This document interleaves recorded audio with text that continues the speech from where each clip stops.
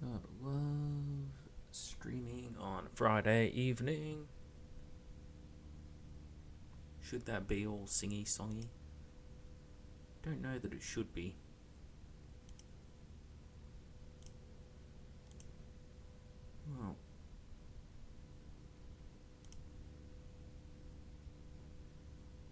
Well, the whole idea here, today's stream, is we're going to be talking about the, as the title says, the utter ruin of Heresy Psykers.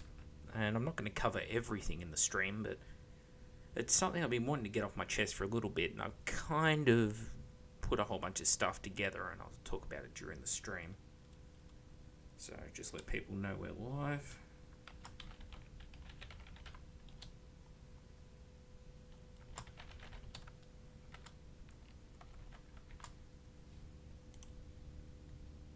Sure, everyone who's all three people that are probably watching this are like, oh wow. Oh crap, it is like three people. Fair enough then. Okay. How are we all? We all enjoying the situation? Look at that, on the right side of my screens, but all that you guys can see right now, is one of our older videos from 2016. So I've been whinging about Psykers since 2016. Isn't that interesting? you know, Stabby Brit, you're pretty close, but not quite there. I do still think Thousand Suns are strong, and that Psykers potentially can be strong, but that they're very hard countered by a lot of stuff in the game, is pretty much my opinion on the subject.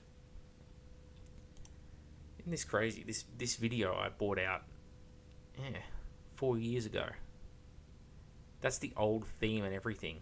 Oh wow, so amateur. We were talking about the problems at the time. See, I'd have these interesting backgrounds, but everything was just so cluttered and busy on the screen. I've tried to make it so much more simple since then, and I've kind of achieved it. Like, a lot of the stuff that I say in this video I repeat in the You and Your Legion Psyker video, but of course the You and Your Legion Psyker video, there's a bit to go through, different consoles and their rules and such. But I boiled it down to this, basically a lot of the stuff that was said in the previous video. And that's that you have to go through all of these steps every time you do anything psychic. And it is a pain in the ass compared to the rest of the game. People who use Psykers find it tedious, and people who don't use Psykers find it either confusing or boring, or they just don't care. Tom in the chat, if Forgel takes over a week to respond to you to a pending order, don't be too worried about it. 2 weeks though, give him a call. Back to the video. So you have to determine your mastery level first, determine your powers, generate your warp charge, manifest your powers, possibility of it going wrong and blowing up your Psyker, there's a possibility of not getting enough warp charges, or it's a weird quirk of the game, but people think, oh, warp charges, that means the higher the dice I roll, the better, right? No, the polar opposite, because your warp charge, you're going to get one for every mastery level of Psyche you have. So if you're a Thousand Suns player and you've got a Praetor and 2 Librarians, that's 7 points right there. 7 warp charge points. Whereas, and if you then roll d6, and that will add d6 power to that. So if you roll a 6, you've gone from 7 up to 13. Great. But you've just given 6 dispel dice to the other guy. Well, hang on a minute. That's no help. I've just made it easier for the other guy to dispel my abilities. Whereas if you have 7 and you roll 1 on your d6 for extra warp charge, you're going to go up to 8. So you're better off than you were. You can still cast 4 level 1 spells probably successfully. Very little chance of miscasts. And they're pretty much going to fail to deny anything because they're going to have 1d6 to use unless they've got their own Psykers, which most people won't. So far it looks pretty good. The problem is all of the rules that Forge World writes, and Games Workshop as a whole, and this is not to shit on them, this is just the way it is, they think that it's better to roll higher numbers. I put it to you, the community, that it is infinitely worse to roll higher numbers, because the more warp charge you have, the more dispel dice they have. The less warp charge you gain from your random d6 roll, the less chance they have to deny your spells, so you got more chance of getting your spells off. Further to that, warp charge is one of those funny things where you get a crap load of warp charge sometimes, great, but you've got nothing to spend it on, because the stuff you want to use it on, you just don't have. For example, a Thousand Suns Praetor generally will have a Paragon Blade, not a Force Weapon. That's its own separate problem we'll come to later. So you're not going to spend it on that. And if you did your rolls, well, most Psykers are level 1s, unless it's a Librarian. Thousand Suns army is full of level 1 Psykers. The ESO Terrorist, they're a level 1 Psyker. So you start rolling your dice to see your abilities, and you'll get one ability, maybe a Primaris power on top of that, so 2 abilities. How many dice do you want to throw at these abilities, especially when you've got a Mastery level 1 power? If you've got 12 warp charge to throw at it, isn't that a bad thing? Because you're going to be tempted into using more dice than you need to and risking that perils of the warp. So it's a real funny thing.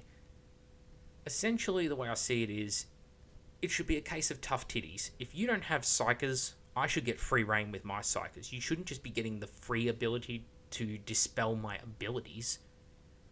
If I was to shoot a las cannon at an enemy tank, that tank doesn't get the ability to just resist the las cannon because they feel it wouldn't be fair to be shot by it. After all, I paid the points for the las cannon and paid the points for it to ignore the armor of that tank, did I not? Well, the same thing with psychic powers. I pay a lot of points for a Psyker. That Psyker should be able to get their money's worth, and unfortunately you don't.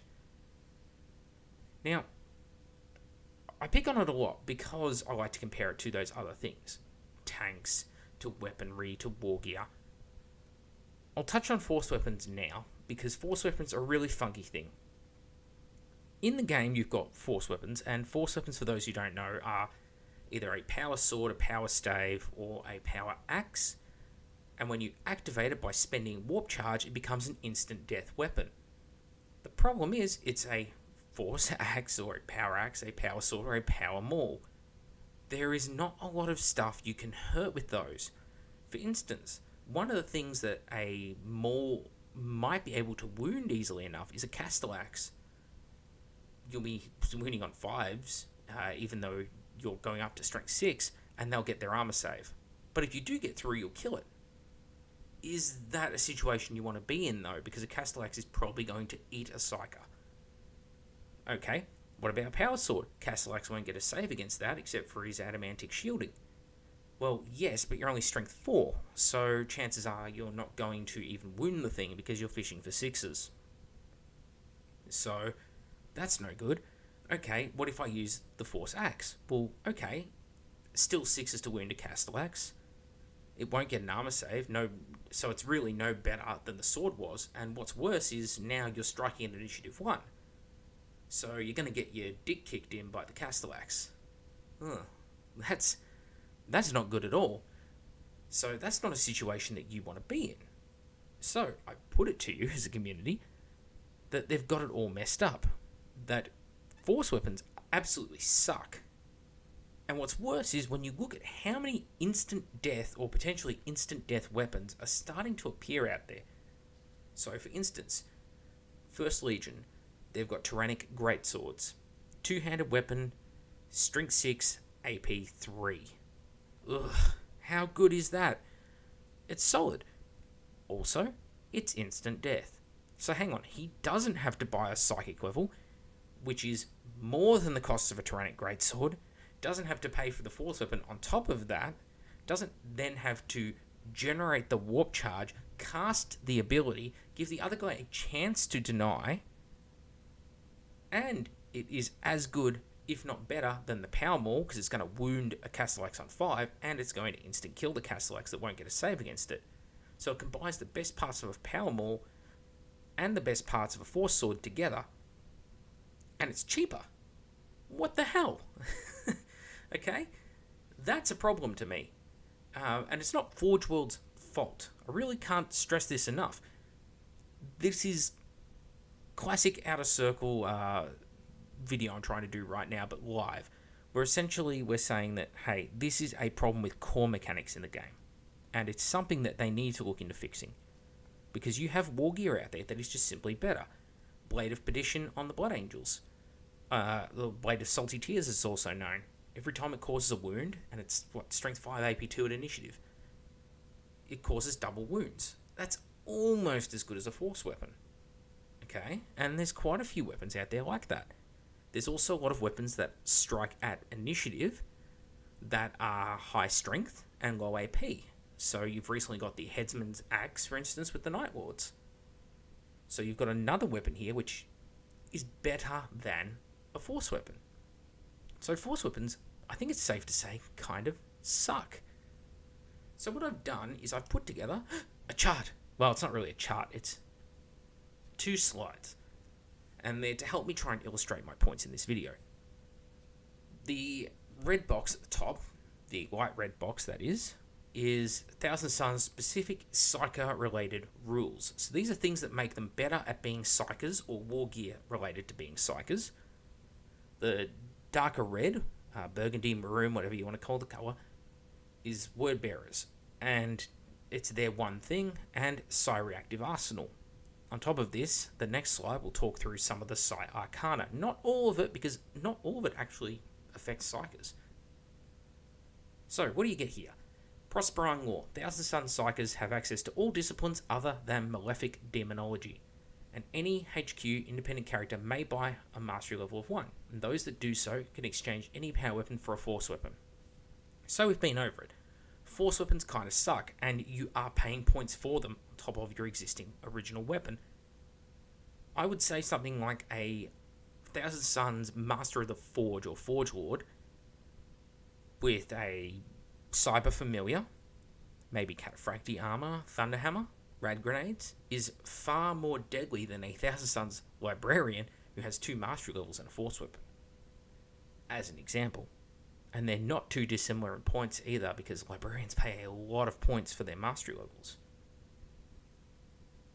The Cult Arcana, of course, as we know, your cult corresponds to one of the stock 5 psychic tables of the basic rulebook. Problem is here, you may generate psychic powers other than Malefic Demonology. What about Sanctic? You're allowed to take Sanctic, except you don't have a cult for it, therefore you can't take Sanctic. This also means that you can't actually take any of the consoles that have been released recently, such as the Esoterrorist or the Nullificator Prime or whatever they are. These guys that have Sanctic Demonology can't be taken in Thousand Suns because the Cult Arcana would conflict with their sort of particular rules. So not good. Not good at all. Sign's Importance. If any unit in the detachment suffers a wound from perils of the warp, then every unit with the Thousand Suns Legiones Astartes rule must take an immediate pinning check.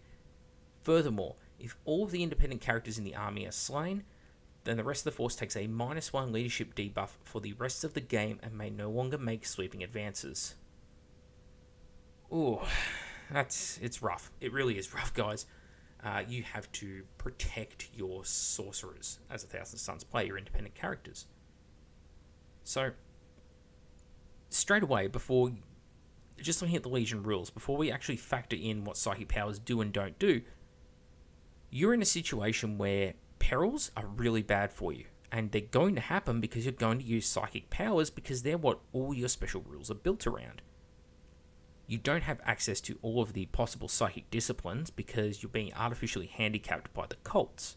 Now, I'm fine with the artificial handicap, except it doesn't affect anyone else in the Heresy, and you think that once the Heresy proper takes off, as opposed to the Great Crusade, the Thousand Suns should be able to branch out into those other disciplines.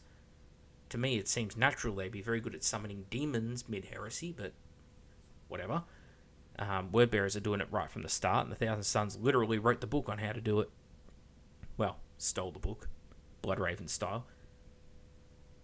Losing your characters to Perils of the Warp, losing anyone to Perils of the Warp, it's a massive debuff. So straight away, you're in a worse situation than a Legion who doesn't have access to psychic powers, and if someone else, such as Iron Hands, does take a Psyker, then if they get Perils of the Warp, it's not going to affect the rest of their army in any way, apart from maybe losing a potential Librarian.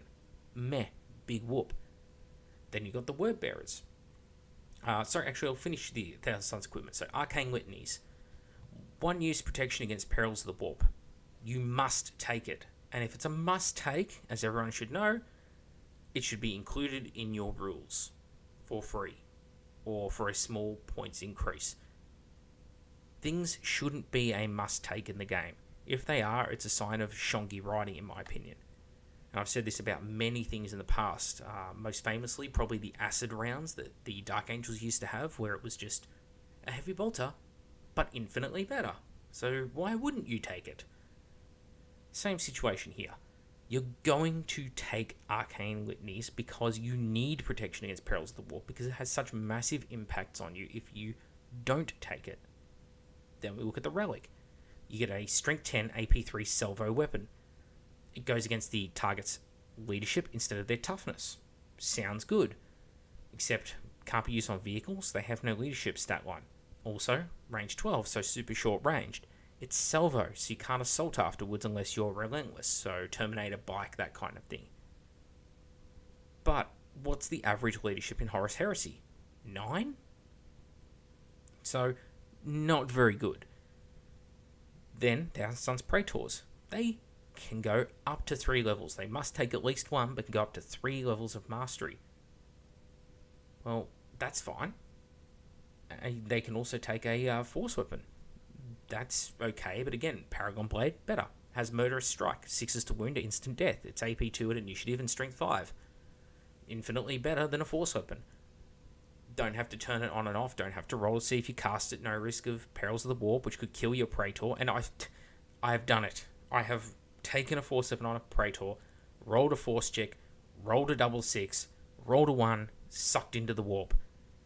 Lost the character, had to take immediate pinning checks on the Thousand Sons in my force, and lost a Praetor with 3 mastery levels on his first force weapon roll of the game. Not good rules writing if a 200-point character can just go blink out of existence from trying to use his own built-in abilities that you paid a lot of points for. 25 points of mastery level, that's 75 points on top of the cost of the 100-point Praetor, and that's before any equipment. And lastly, Thousand Sons Terminators and Legion Veterans can become a Brotherhood of Psykers Mastery Level 1. Meh, it's something, but Mastery 1 is not very good. You will not get enough Warp Charge usually, so these Mastery 1 squads usually end up giving their Warp Charge to someone more important. Maybe they could activate Force, except neither the Terminators or the Veterans have Force weapons, so they can't use the ability. And, strangely enough, Thousand Sons don't get a ability to become Brotherhood of Psykers on command squads, which seems natural since command squads are the people who are probably going to be captains next. They're the longest serving veterans in the company, that kind of thing. For some reason, no force weapons, no Brotherhood of Psykers, that kind of thing for them. So, very strange. Then the Word Bearers. Burning Law. Basically, any Word Bearer's character, well, Praetor, Diabolus, Centurion, Chaplain, can take the Burning Law war gear. You become a Mastery Level 1 Psyker, and you get access to Biomancy, Malefic Demonology, or Telepathy. Biomancy and Telepathy are both good disciplines. Biomancy is probably better as a discipline, but the thing is that you're fishing for a good ability. So take Biomancy, for example, and in fact, if we go back to the older video I did on it, let's see if we can find Biomancy in here. That's Telepathy. Biomancy.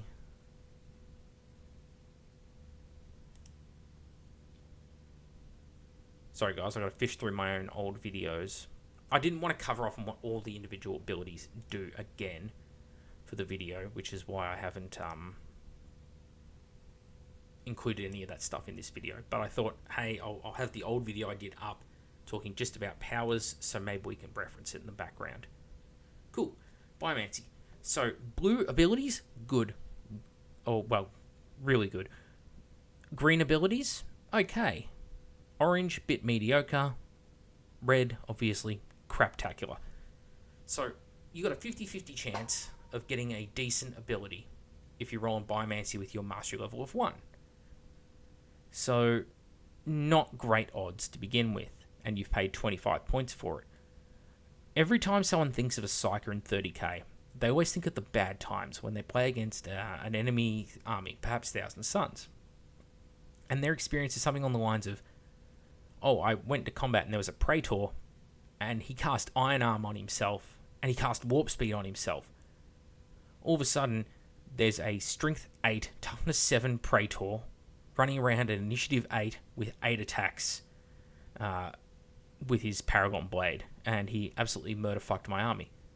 People have those experiences, and sure as shit they remember them, and they go along to companies like Games Workshop and Forge World, and they say, nerf the fuck out of Psykers, they're so OP and broken. Forgetting just how lucky the person who's using that Psyker was in the first place to get Iron Arm and Warp Speed, and then not only to get them both, but to cast them both, not have either of them dispelled, not to get perils on himself or anything like that. Just attempting to cast that, at a bare minimum, you're going to be throwing 4 dice at just 2 abilities. And your commander only generates 3 dice on his own.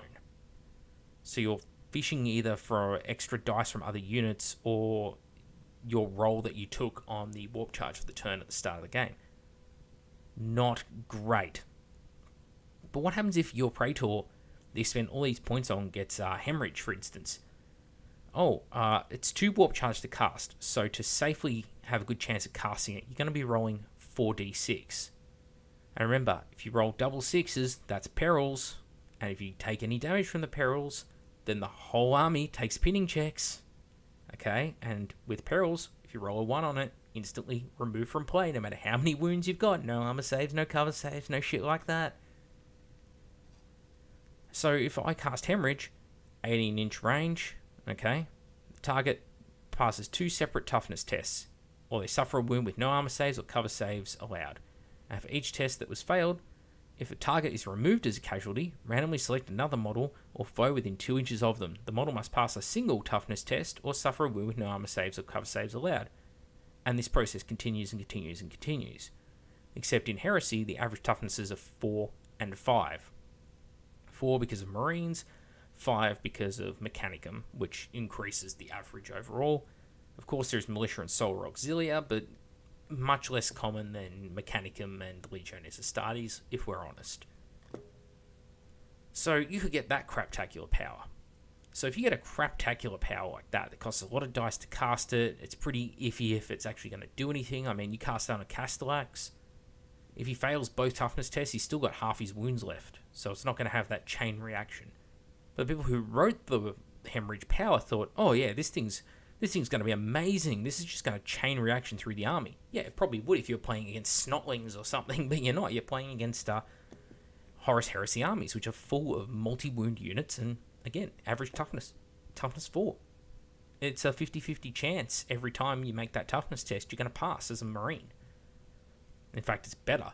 It's a 60% chance you're going to pass, 66% chance you're going to pass, 33% chance you're going to fail the test. So not reliable to kill Marines, which, as we all know, are the most common army in Heresy. So not a great ability. So you've got the problems of that. People always think of the worst game they ever played against a Psyker and go, oh man, Forge World needs to nerf the shit out of this. They always forget the times that someone blows their Psyker up or they fail to do anything. I like to ask people who take librarians at different events I head to, hey, how's your librarian performed? And you know the answer every time is pretty mediocre or done nothing. Generally, the librarian pretty much does the same thing that any other console would, even a stock Centurion, because they're usually just running around with a power sword, power axe, or power maul. Very rarely they're actually using the force weapon ability. So major problem in the rules writing there. And again, that's not Forge World's fault. That's not Games Workshop's fault, per se. It's something that's been around for years, going all the way back to the end of 5th edition, because 5th edition was the last time out that psychic powers are good. And the reason psychic powers were good, if I can just take it back one step, is that it's thanks to this bit here. You didn't determine mastery levels.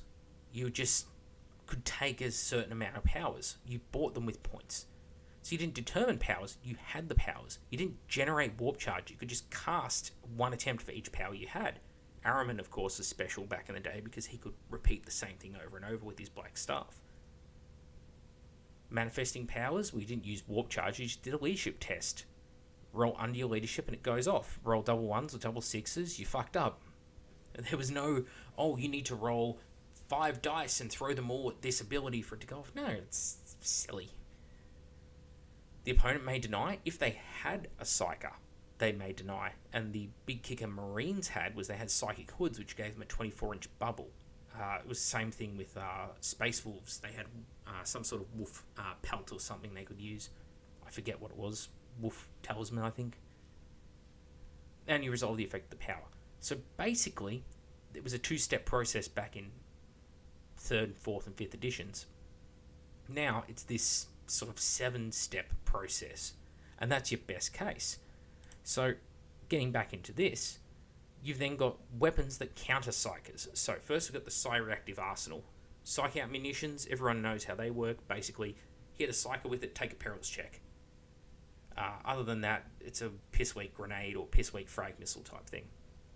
Psych out munitions, of course, are incredibly brutal. You have Sisters of Silence who can take a squad with 10 Psych out grenade launchers, and good luck making 10 perils checks, because that's roll 10d6, and on a 1, your Psyker is just removed from play on any of those dice. On a 2, it's you lose a wound, lose a mastery level, and lose a random power.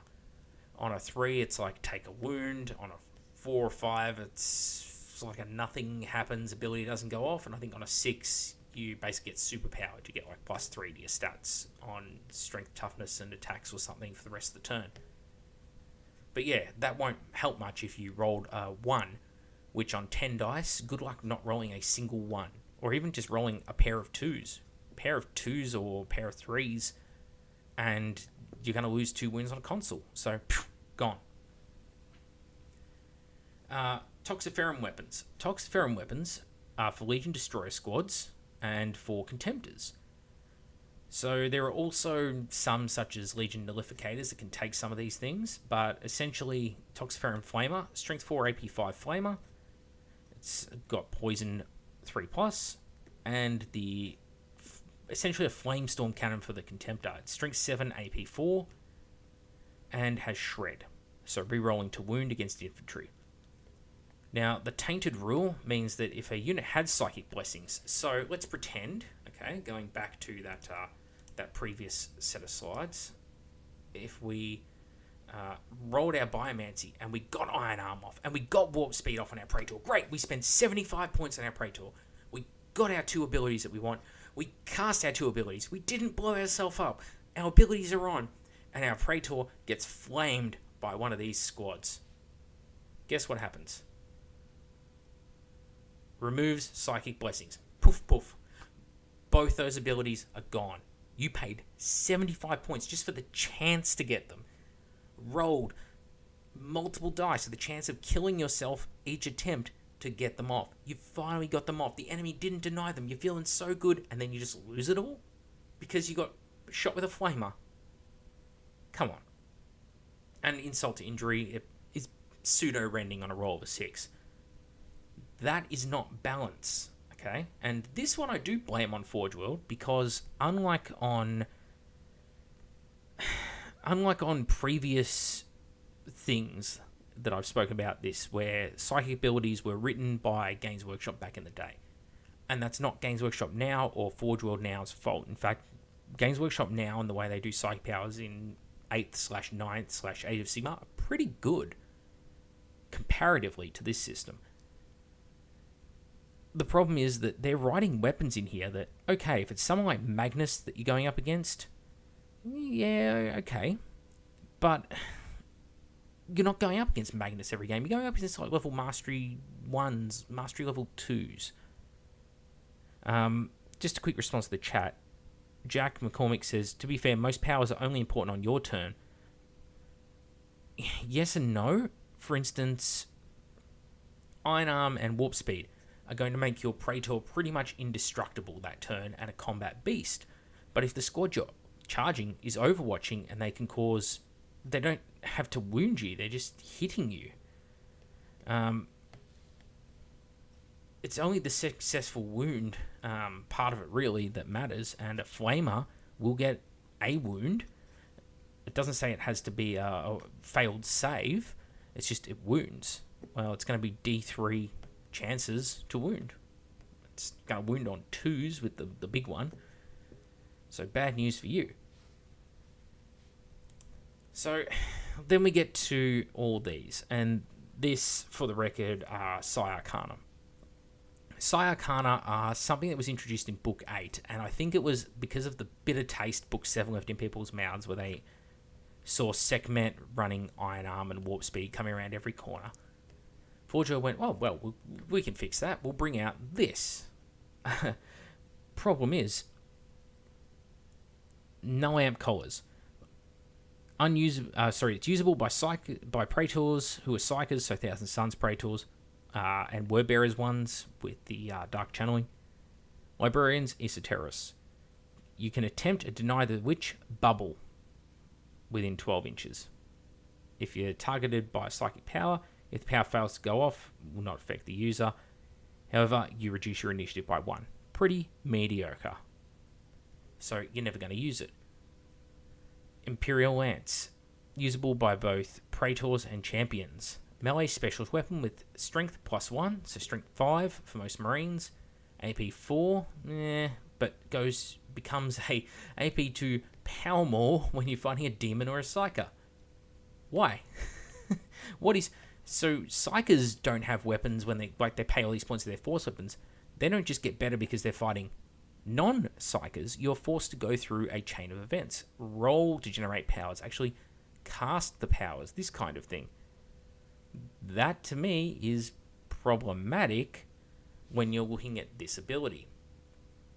Because you've got something that, for free, is just better. And that's not great in my books. And this is something you'll see repeated. So next down we go to the Corpus Mimir, or Mimir, however.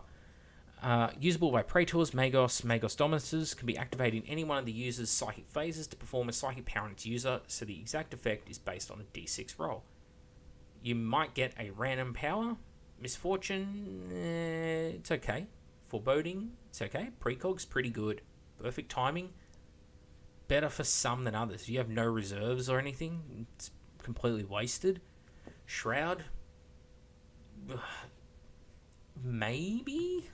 Most Praetors characters, that kind of thing, are going to have a 4-up invo already, so Shroud, unless they're in cover perhaps, is not going to make too much difference unless you can get it down to like a 3-up cover save or something.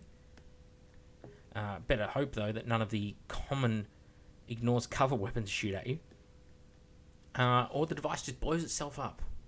So, and will fuck up people around you too. Talking 2s to wound, AP 2 hits to all models within 3 inches. So basically the guy's unit. Not very good. So let's ignore the Corpus Mimir. Side Resonant Pentacle. Usable by independent characters that can take a Refractor Field or Iron Halo. You get a 5+ invul save, and all Psykers and Demons locked in close combat with you just become Initiative 1. Because reasons. So they pay 25 points just for the power level of a Psyker, and you just immediately drop them to Initiative 1. That's fair. I mean, the common thing, and I'm seeing this pop up in the chat, is people say, well, just don't charge units with this stuff. Unfortunately, it's kind of unavoidable. There are ways of making whole armies and rights of war written around being able to take a lot of this equipment. And the way it can be spread out. Lots of independent characters out there, and you will end up in situations where they charge you or you charge them, or Sometimes it's better to charge them than to let them charge you, because all the charge bonuses they're going to get is going to make things infinitely worse for you. We all like to think that we will outmaneuver our enemy and never end up in a situation where they charge us. Unfortunately, it happens. Play against White Scars, Raven Guard, Alpha Legion, maybe Blood Angels. All these armies move incredibly fast. Thousand Suns aren't going to outrun them. Neither are Word Bearers, unless you take some really, really specific lists. Transvetic Generators, usable by any Librarian, Esoterist, Moritat, Diabolist, or Saboteur who does not have a jump pack or jet bike. You instead teleport 18 inches instead of moving normally, which is treated as using a jump pack for the purposes of movement. However, they must roll a d6 with a 1 acting as if they'd gotten dragged into the warp result, so instant death removed from play. No save, no cover, no nothing. And also causes models within 3 inches to d6 strength 6 AP1 hits. So you take this on your guy and boom, remove from play if you roll a 1. It's a 1 in 6 chance every time it moves. I think it would be pretty funny just to do this screaming aloha snack bar into the middle of a enemy unit that's worth a lot of points, like some Inner Circle Knight Cenobium. Just jump in the middle of them with this and hope you roll a 1. That would be very hilarious, just to watch a whole bunch of strength 6 AP1 hits on them. Etherkind Projector, usable by Psyker Praetors, Librarians, and Esoterists. Acts like a Witchfire power whose stats are based on the number of warp charges allocated to it from the user's warp charge pool. You start at warp charge 2, it's a Assault 2, so 2-shot, 12-inch ranged, strength 3 AP2, attack. For each extra warp charge up to a maximum of 4, you add 1 more shot, 6 inches more range. So you could turn this potentially into a warp charge 4. 4-shot, 24-inch range, strength 5 AP2 attack. Strength 7 AP2 attack. My apologies. Any roll to hit of a 1 triggers Perils of the Warp on the user. But the thing is, if you're casting at warp charge 4, so you need to roll 4 4+. The chance of doing that is essentially 50-50 if you roll 8 dice, okay? So do you want to roll 8 dice and hope you roll no double 6s on those 8 dice? And then, when you actually use the thing, you want to roll 4 shots with it and hope that none of them is a 1, because if any single dice is a 1, you Peril of the Warp. So that's multiple chances to get Perils of the Warp.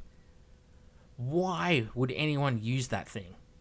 It is one of the worst psychic powers in existence. How do they think that is well written?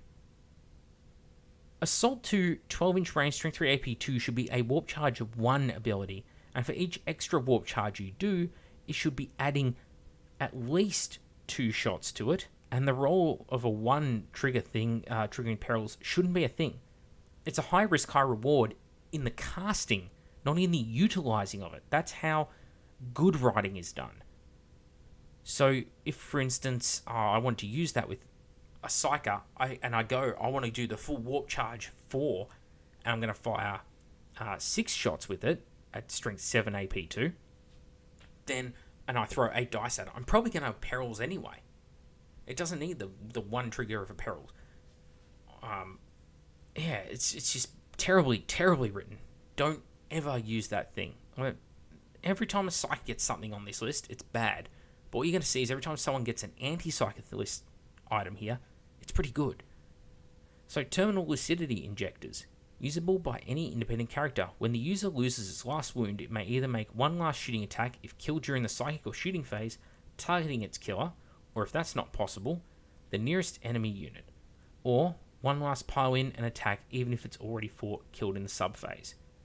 So, technically, Psykers could also use this, but this is the sort of thing you can put on Custodes Shield Captains, okay? And you're like, oh, thank God I killed him. Oh, wait, no, he's back for more with his Paragon Spear. Yeah. Alright, Empath Bonds. This is a weird one. Basically, you need 2 Psykers to pull it off. And they both gain Eternal Warrior as long as they're both alive. Okay? And if either one of them dies, then what happens is you lose that ability. If one of them loses a wound and they're in line of sight of the other person who's they're bonded to, then you get a Feel No Pain on 3+ for the first user at risk of taking a wound on a 1. However, if one of the users suffers perils of the warp, the other user will suffer the same result as the first one. So, they say here, because I got this one off 1D4chan, make 1,000 Suns Praetor completely indestructible, at least as long as he and his buddy don't get hit by perils. That's your problem. You roll 1 perils, and you roll a 1 on it, then both you guys get sucked in the warp, and potentially completely screw your army, because you're going to take a pinning check for each Psyker that was killed by it, and then the whole army needs to take a leadership check, because you just lost your characters. And you just minus 1 leadership for the rest of the game, and you're unable to run or sweep the rest of the game. Yeah. Not really good. Who's taking that many Psykers anyway? Not even Word Bearers generally are taking that many Psykers, so it's really just 1,000 Suns ability. Sacrificial Intervention, usable by Librarians, Esoterists, and Diabolists. You add 1 to the user's mastery level up to a maximum of 4, which is, none of those units can get to 4, so very strange. I can't think of any way off the top of my head to increase mastery levels outside of this ability, but I guess it's future-proofing.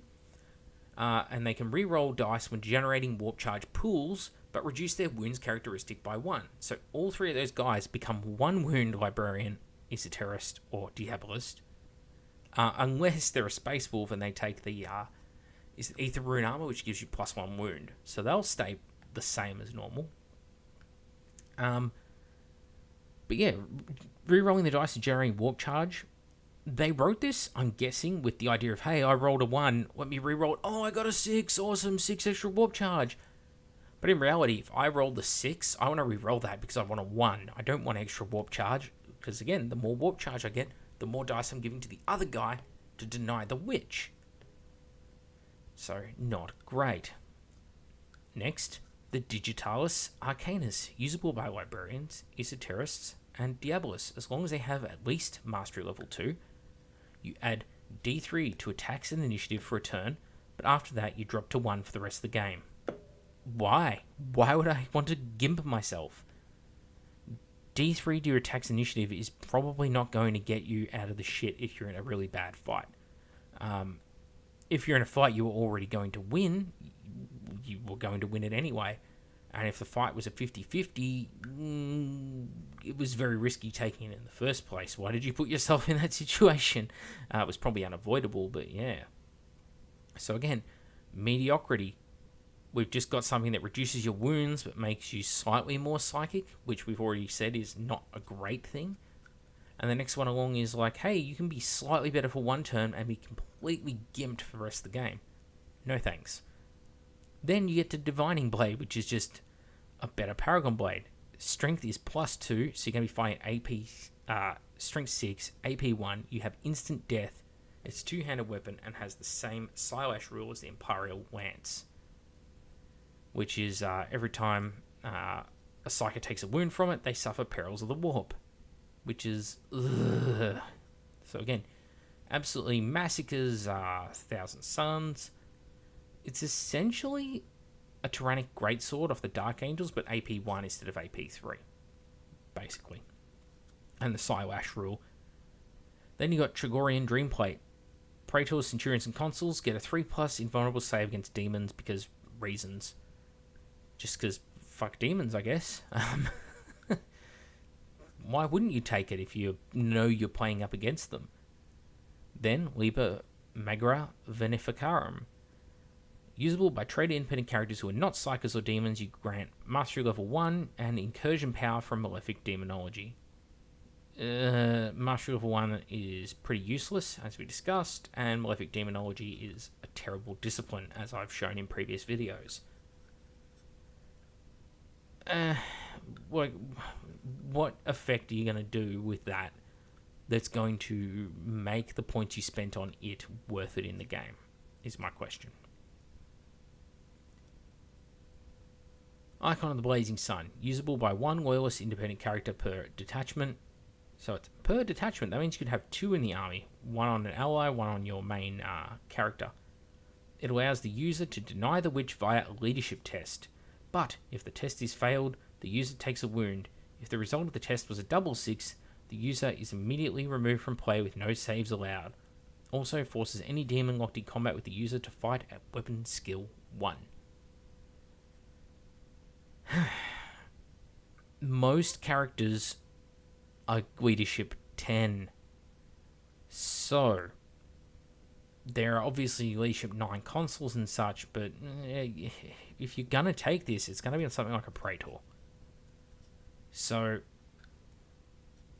pass the leadership check to deny the witch. Pretty damn good. Pretty damn good. The chance of a double 6, 1 in 36. So there's pretty good odds you're not going to kill yourself, and it's also it's a 1 in 36 chance you're just going to take a wound from it as well. So it's not that bad. Any demon in combat with you going to weapon skill 1. If you combine this with something like Dragorian Dreamcatcher, ugh.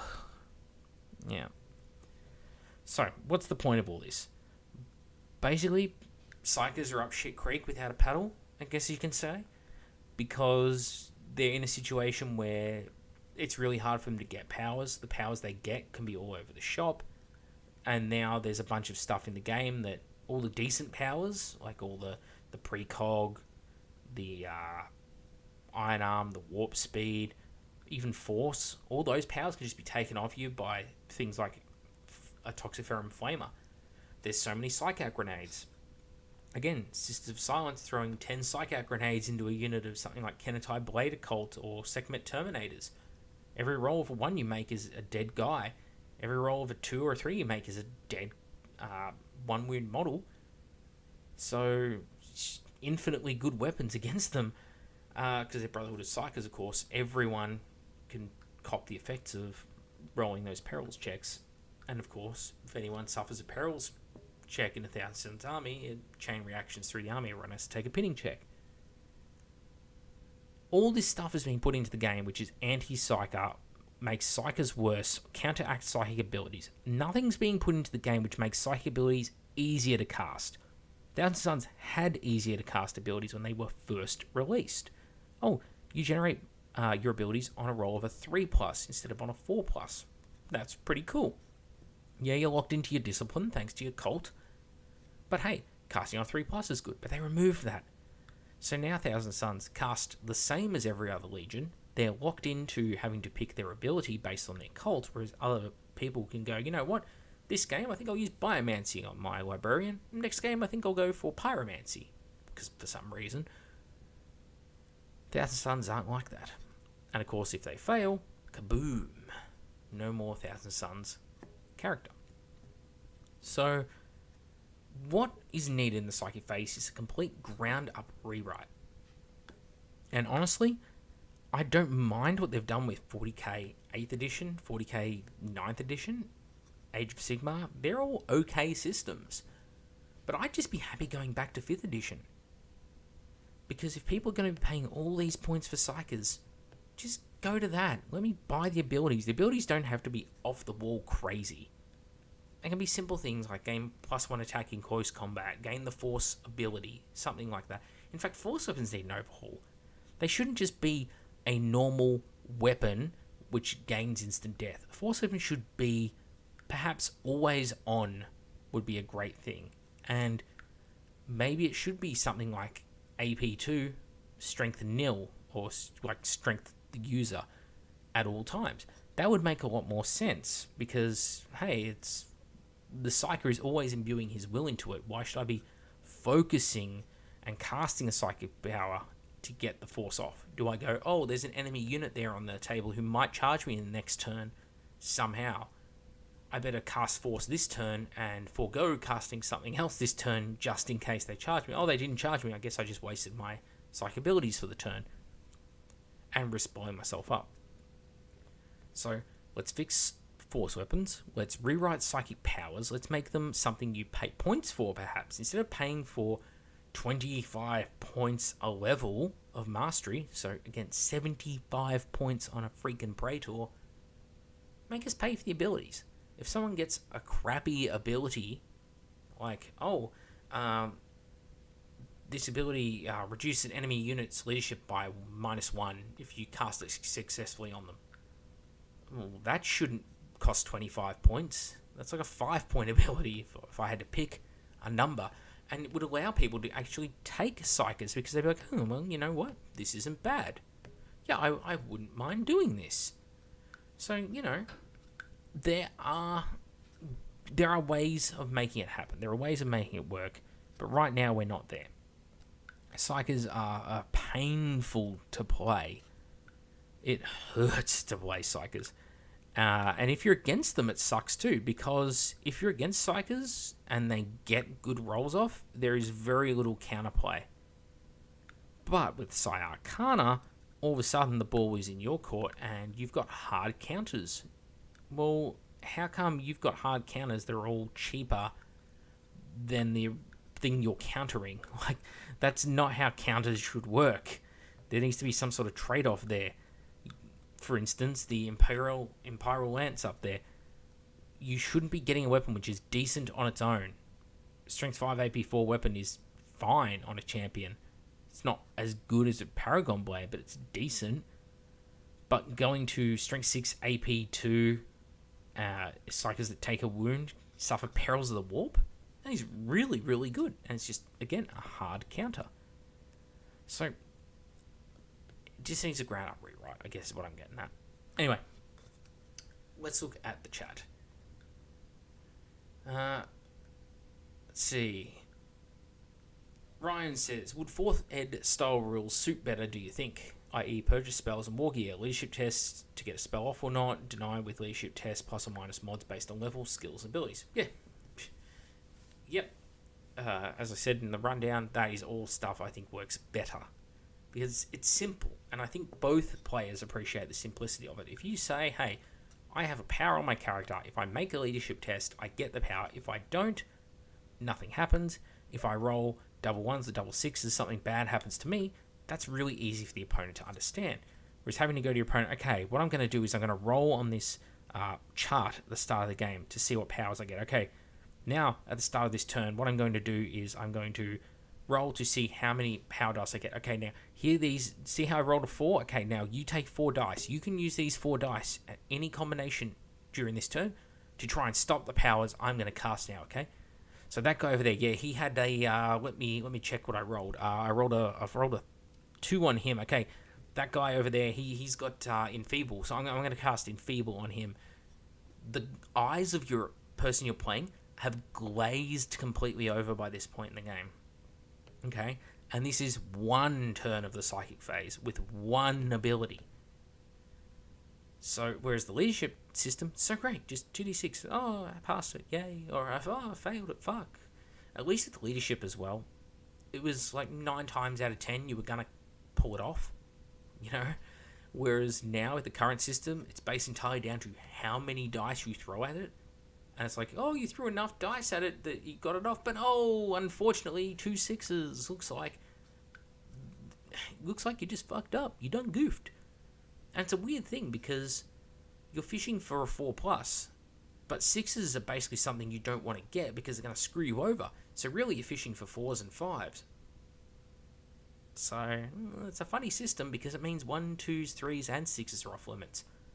So 2/3 of the dice roll you can get is dangerous and should be considered off limits. Alex says, he thought about running a Salamander list, but running Psykers is heinous, just like the Sally Rite of War for Psykers.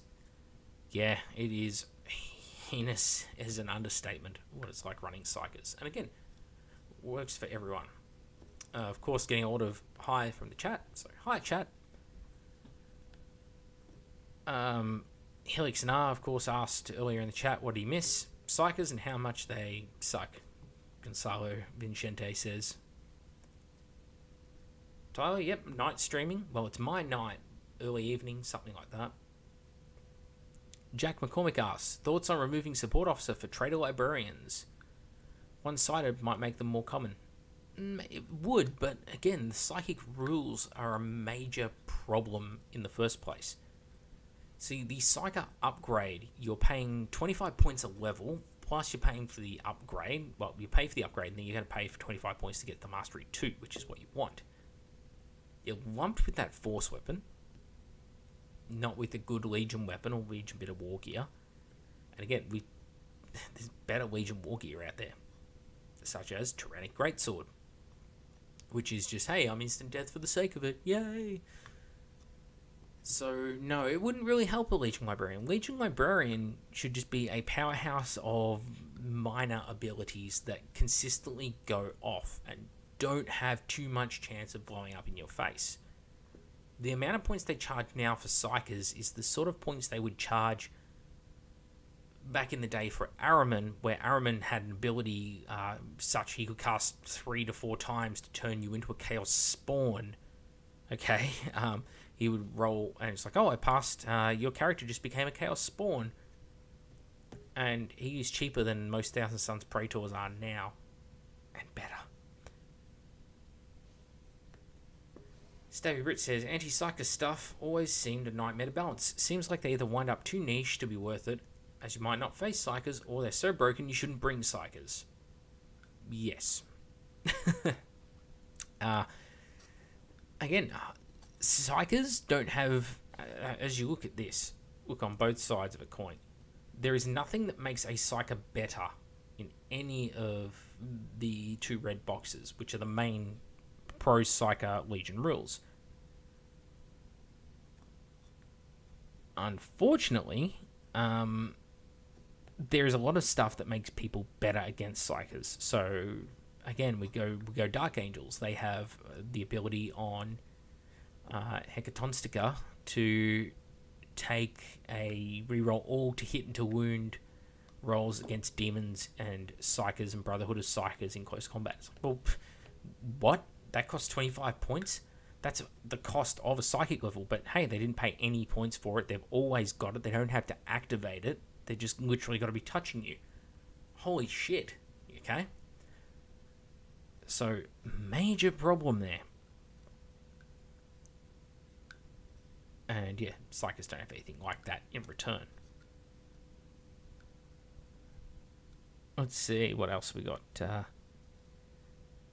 Etherkind just used the Biomancy Smite Primaris. But yeah, Jack McCormick in the chat is bang on. Smite Psychic Power is better. in fact, let's see. Right there. Warp Charge 1. 18 inches range. Strength 4, AP 2, Assault 4. So it's not going to be up to that magical Strength 7. But it's as good on range. And it's better on the amount of shots, but 1 less point of strength than the 3 Warp Charge version of the relic item. Ugh, yuck. Why is that considered a good item?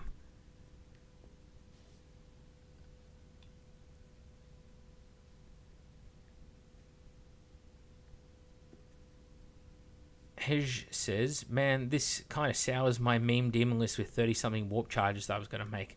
Well, you can still do it. The thing is, you can get really hard countered, and what are you going to throw your 30 warp charges at that isn't going to... I mean, you're paying a lot of points to put 30 warp charges in Demon the Ruinstorm army. You're going to be paying for, multiple units, all with the Emanation to get Brotherhood of Psykers in the Force. If you bring 30 warp charges, you're going to really suffer against some armies. Yeah. Helix Nar says, this goes for Macca and the entire chat in general. I'm really looking to get some Mark II Marines. I love their design. I have a guess that I can only do recasts. Any trusted sources you know? Well, we can't talk about that thing around here for legal reasons. I will tell you this, though. If you do want something, I guess Google is always a thing. You can just type in a unit's name and you'll eventually find the thing you're after. Take it or leave it how you will, but, you know, piracy, theft, yada yada is wrong. I am doing a video soon where we're going to debate the moral question of recasting. I will be taking the anti-recast side of the debate, and I'll be getting my friend Liam on, who is a very level-headed and rational guy, and he's going to be the pro-recasting. The idea is we're picking opinions we don't necessarily hold, and we want to challenge each other's ideas and see what we can come up with. We've both got, I think, some pretty damn strong arguments. Mine are all pro Games Workshop arguments. I'm taking the defense of Games Workshop for the Doodle debate that we'll do on the channel, and he'll be taking the it's okay stance. Not that we are advocating for it, but just to talk through the topic. George Gracer says, have you tried to build a better system for Psykers and their powers? Is there anyone that has done this well outside of Forge World and Games Workshop? I have tried to build a better system. I have even done a video on it. If you just Google Psychic on the Outer Circle, you'll probably... let's see.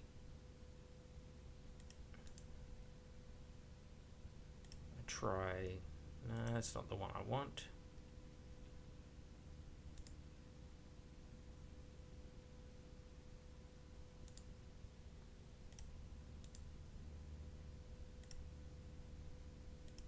Yeah, I get copyright things.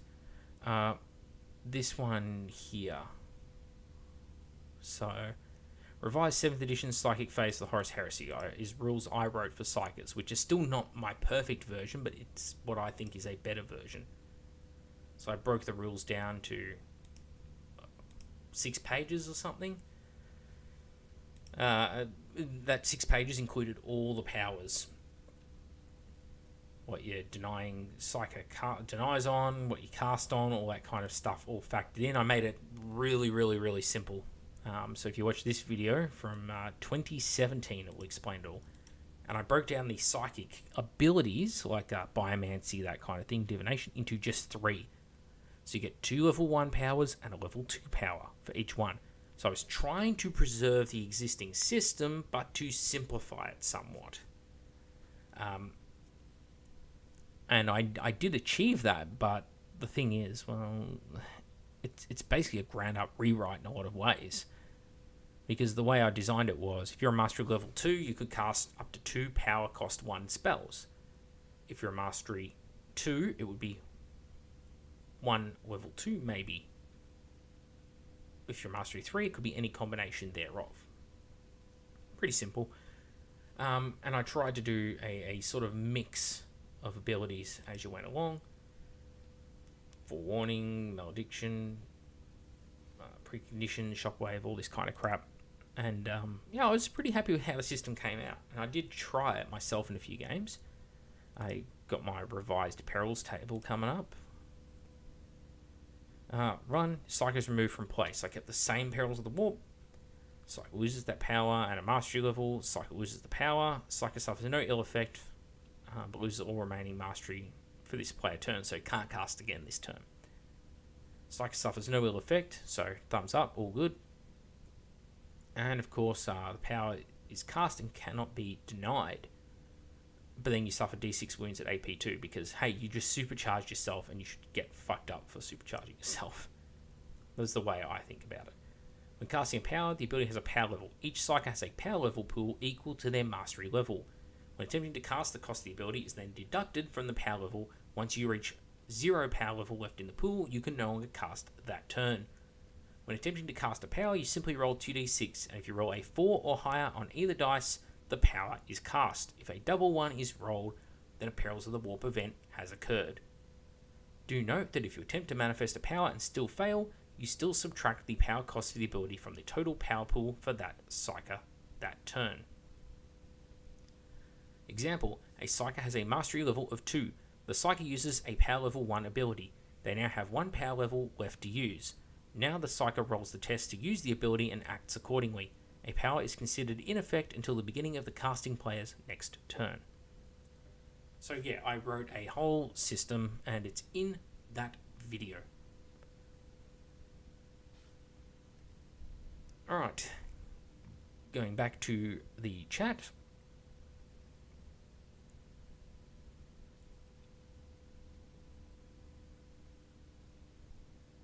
Biomancy also has a 2-shot wound stealing attack. I think that's hemorrhage off the top of my head. It is... No, sorry, it's leech, life leech.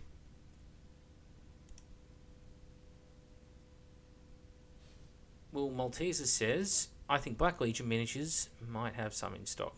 There you go.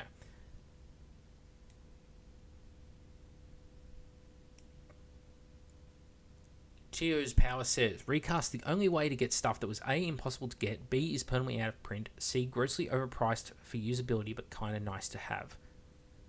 They are all arguments. They are definitely all arguments. Dank Angle says, to be fair, Dark Angel should have a bonus to fighting warp-affected stuff from experience fighting the Great Beasts of Caliban. Unfortunately, Games Workshop is allergic to writing balanced rule sets. Yeah. Ravenstar says, hey Macca, just to stick with your Psyker theme, what do you think of the current anti-Psyker options, like Sisters of Silence and some others? Worth it or just filler units?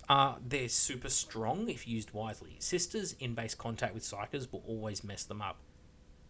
But the Sisters Heavy Support unit, which is just all Psych Out grenade launchers, is just the most badass hard counter that is possible. For every hit, not for every wound, for every hit on an enemy unit, and they've got decent range too, it is a Perils of the Warp test. So roll 6d6. Roll a d6 for every hit that was done to you. On a 1, remove from play, and a whole bunch of other bad effects. They're really good. Stuff like System Silence with like bolt guns and stuff, yeah, they're System Silence with bolt guns, basically a weaker Marine. But if they get into base to base with a Psyker, then they can mess with Psyker abilities. So that's the trade-off. They're not fantastic, but they're not bad either.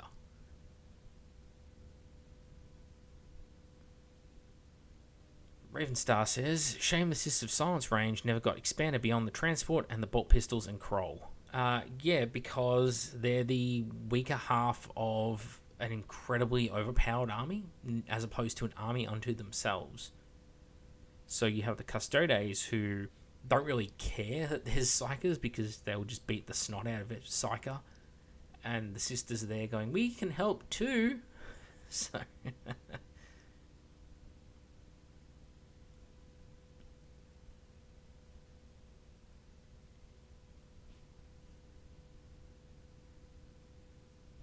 I like the Warhammer Force of Battle style perils where you just can't cast any more that turn, but the spell is more powerful. Yeah, I try to include that sort of thing in that psychic sheet I came up with. Sister Silence Heavy Support is just such a joke outside. Grenading Magnus, the Custard Gunboat is just so fantastic. Custodes vehicles are all overpowered as fuck. It's a funny thing with the Custodes, I never was a huge fan of them getting all this weird, crazy technology. I always thought they just had like mastercrafted versions of marine weapons, and that like maybe the special characters and commanders should have the Archaeotech, as opposed to the whole list just being entirely Archaeotech weapons. I don't know, it just isn't what I prefer. Alec Davila says, Macca, have you done a video on building a competent Demons of the Ruinstorm force? No, but it basically boils down to flying monstrous creatures are your bread and butter. Go for the shredding talons on everything, because the ability to shred enemy units with monstrous creatures means re-rolling to wound, therefore your attacks are already ignoring armor saves. And Brass Coals is another good upgrade, so I recommend Demon Shrikes, obviously Greater Demons. Greater Demon Behemoths and such aren't bad either, and yeah, it's all about monstrous creature spam. because you can't capture and contest objectives with anything in the army, and the possessed completely suck balls, people seem to be really terrified of Demons of the Ruinstorm. I've played them 3 times, and all 3 occasions I found them incredibly underwhelming. 2 of the times I played them was with White Scars, and it was so easy to beat them because thanks to deployment and scouting and infiltration and all this other wonderful stuff that you have access to as White Scars, and the way objectives are placed on the table and rules work, it's little things like, oh, you can't have a portal within 12 inches of an objective, and once you have 5 objectives on the table, you start running out of space for those portals real fast, so you end up having like a single point that you have to contain of demons. And with something like my White Scars, I could just sit back at distance and use turbo boosting jet bikes just to get around and just peg them with heavy boulders, wait 2 or 3 turns till they go from being like toughness 7 and 8 army wide on the big boys and toughness 5 on the little boys, down to like little toughness 2, toughness 3 shrimps in like turn 4, 5 and 6, and just fucking tear them apart.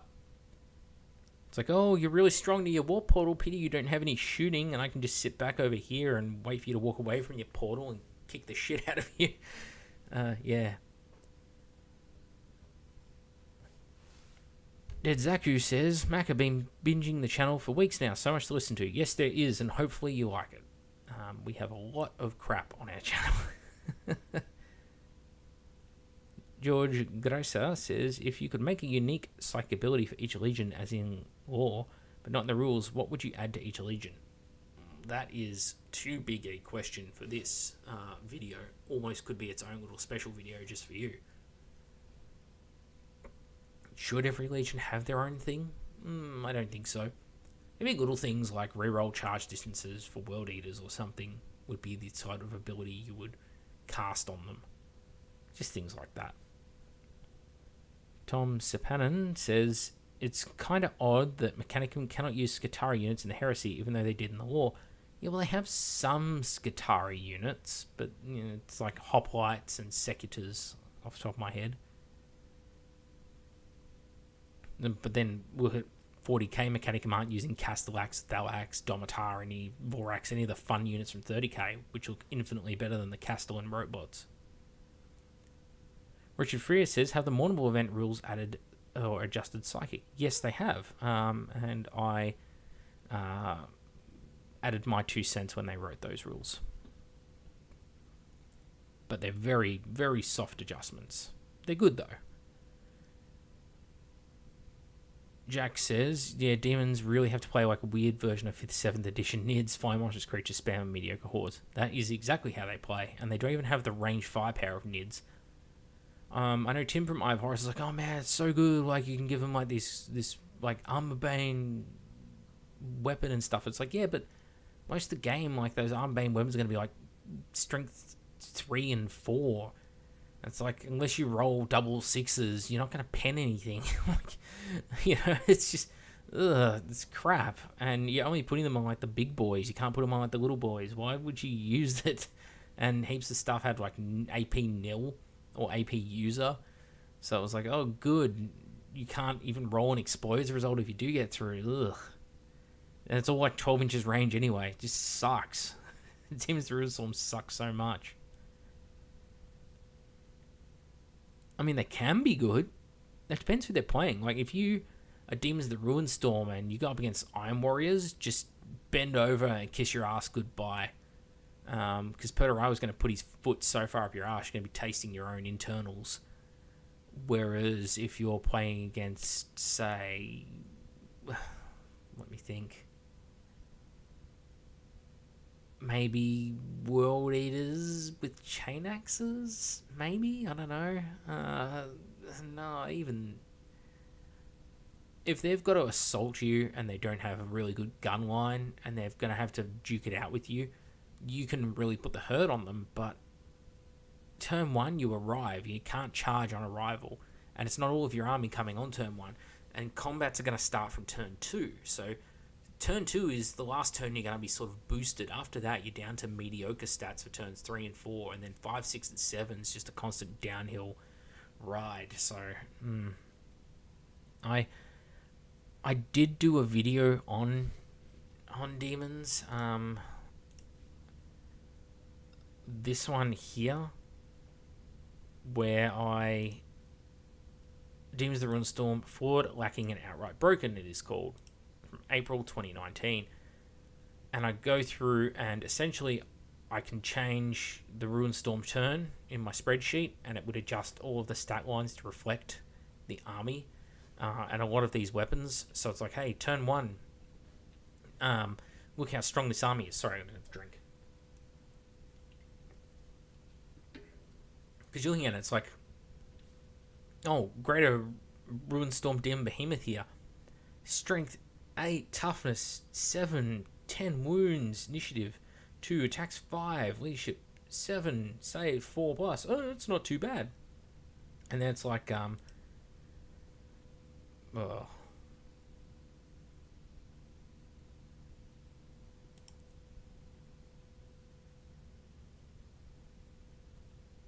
go to like turn 7 and stuff, and it was, oh no, not turn 7, yeah, turn 7,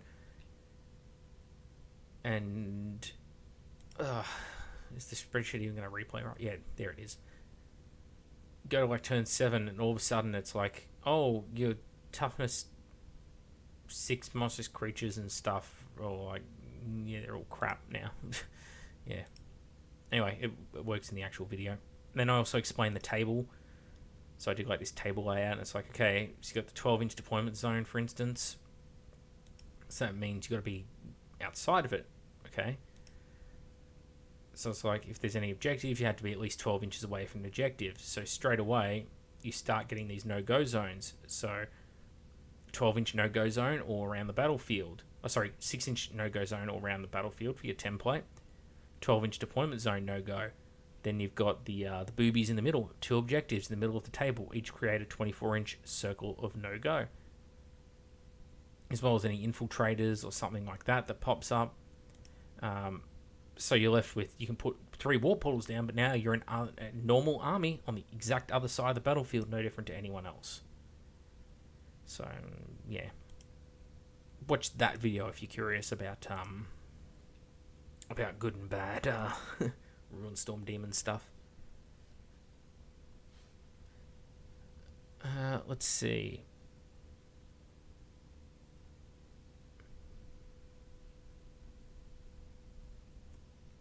James Wilson says, Custodians should be a pure foot slogger army, but with some movement tricks, IMO. Yeah, they should be. In fact, I'm not a huge fan of Custodians being like this weird... Because when they said they wrote the rules for Custodians, they said, oh, they have the Sodality, which is that rule where they have like a 3-inch coherency on their units instead of a 2-inch like every other army ever. And they're like, oh, it's because Custodians don't fight as units, they fight as individuals and have bad teamwork. And it's like, there are no negative penalties for negative teamwork. It's all positives for working as individuals. Bad rules writing. Or bad translation of fluff to rules, or your methodology to the rules. So what they should have is something like, hey, all charges count as disordered charges because they're not all charging at the same time, working together as a unit. Something like that would be fair. But no, they just get to spread out 3 inches so pie plates can't instant death them. Nah. Yeah.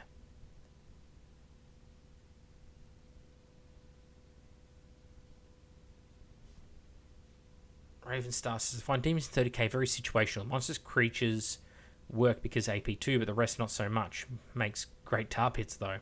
It can make great tar pits. It depends what you're fighting. Like, Dark Angels are going to be just hardcore enemies of Demons of the Ruinstorm. Because things like Inner Circle Knight Cenobium are going to be like, oh, let's see, you have very few weapons that can shoot me, so I can just walk towards you, and if your demon attacks me, well, I'll have the reroll all to hit and to wound rolls against demons with a weapon which ignores demons' armor saves and instant deaths the demons. And that's fair. And there are some demons that you can buy at Demons of the Ruinstorm that are the cost of a small Knight Cenobium unit. So on a 1-for-1 basis, that's not going to be a great trade-off.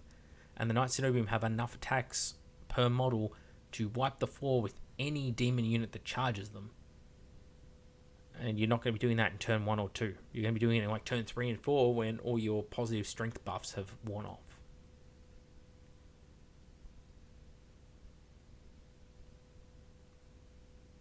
Cheers Power says, Space Wolf's special power, Corgification, makes enemy models in a unit turn to rabid corgis if you roll 6, warp charge 5. Well, it was always Jaws the Wild Wolf was always the dumbass power they used to have in like 5th edition. It was just, oh, well, you know, I just opened a rift. Anything the rift touches is just removed from play. Like, fucking what? That was busted. Hipster Werewolf says, I really wish Imperial Army would get rules. I want jet bike cavalry. Mortal events have written Imperial Army rules.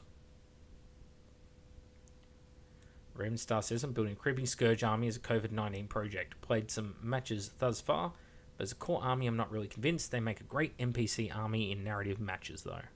That's good. I am working on a special project that only a couple of people know about. I'll give you a clue, though. 22nd.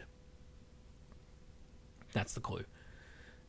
Mr. Trilby says, in 330k, so 330k, the year 330,000, I don't think the Librarius was old enough for each legion to develop its own powers before it was shut down, other than Thousand Suns, Space Wolves, and Alpha Legion ignoring the rules. And he corrects it to 30k. Well, actually, the Librarius project had been around for a while, and there were several legions that were using psychic powers before the Librarius even became a thing. Obviously, Night Lords, Blood Angels, White Scars all come to mind straight away. And then you've got the Dark Angels who are using Psykers all the way back to the Unification Wars. The Thousand Suns were using Psykers from very early in the Great Crusade. So, it could be possible.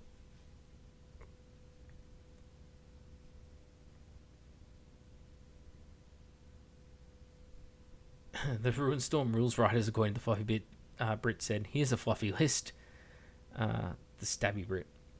Well, it's the same as the Rites of War for the Dark Angels, which I should get the Dark Angels Rites of War video out tomorrow if all goes right for me. Dead Zaku says, any thoughts on Grey Knights in 30k, 40k, 7th edition, 8th edition? Give me more to work with that question, please, and I'll be happy to get back to you. Flawed, lacking, and outright broken. That's just book 8, not just the demons list.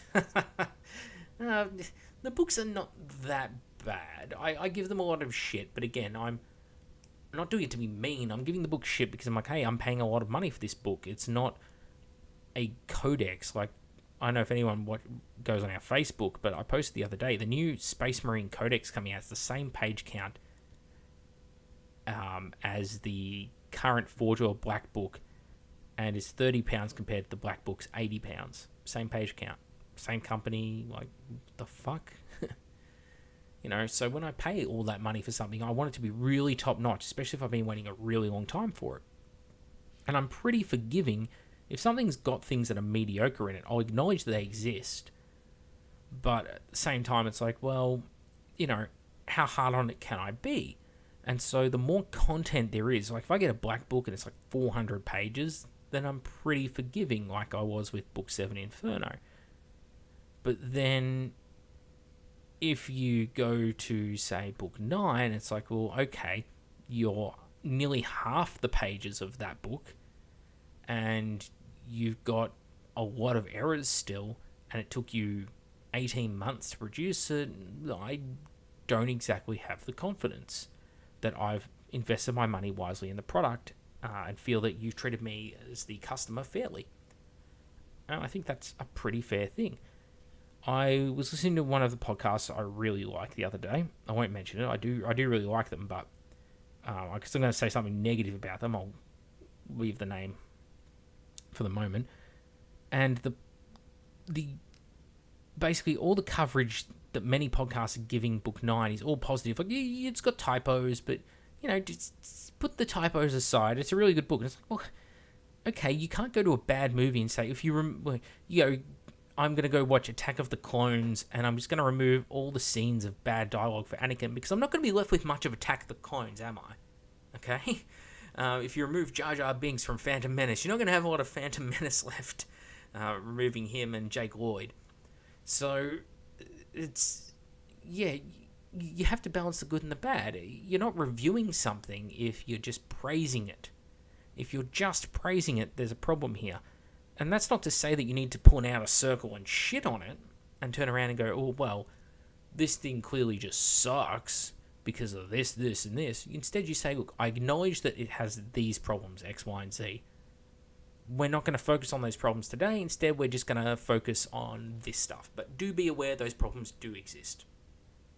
Okay, that's a really, really fair way of doing it. And in my coverage of Book 9, that's basically what I said. I gave 5 positives and 5 negatives. I said, look, here's some really great things of the book, but here's some real negatives, and I think the negatives do outweigh the positives despite there being an equal amount that I've listed. I think that's the fair way to review it. Ryan says, I wish I could use my Custodes more. What would steer away to ensure fun and fair games on both sides? Want to include 2 Telemons, 1 gun, 1 combat, and Termies, would you consider that broken? The Termies, not so much, although the Aquilons are the best aspects of Tartarus and Cataphracti combined with Rewound Custode. But their weapons are not too crash hot. I think the Flamers are the better option on them, and that's if you use them smartly.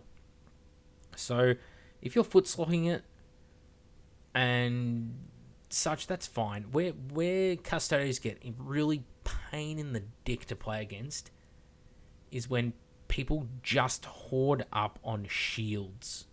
The Presidium shields are broken as fuck in Heresy, even after all the reworks, because it's a -1 to hit, but the units are weapon skill 5 and 6 across the board, so pretty much anything from a Legion that ends up in close combat with them hits them on like 5s and 6s. And anything that's weapon skill 3 or 2, like Solar Orcs and Militia, often they go up against units where they're hitting them on things like 6s only. And yeah, that really sucks because you can't hurt the things. Something like Contemptor Galatus has the shield. So you charge the Galatus with like 10 Melter Bomb guys, and like 2 of the Melter Bomb attacks will even have a chance of getting through, and it's going to get an invul against that, and that's even if you pen it. Yeah, the shields, they're broken, so stay away from those. You can go to Telemons, you can make a Custodes gunline list, go like 2 squads of Guardian Spears, maybe even just throw in some different spears like Adrosites or something, Pyrothites. Go some Aquilon Terminators, maybe even bulk up on Aquilon Terminators.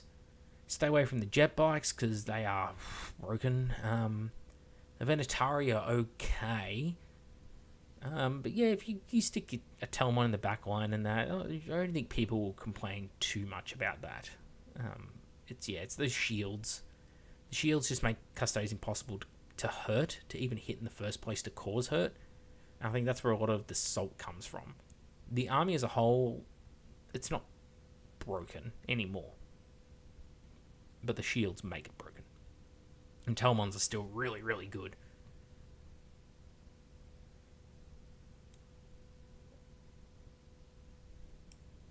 Jack says, I second hearing thoughts on Knights Errant. They just seem so meh. Deep Striking 1 Model is just asking for them to get tar pitted by mediocre troops or shut up when they sweep by shooting Overwatch.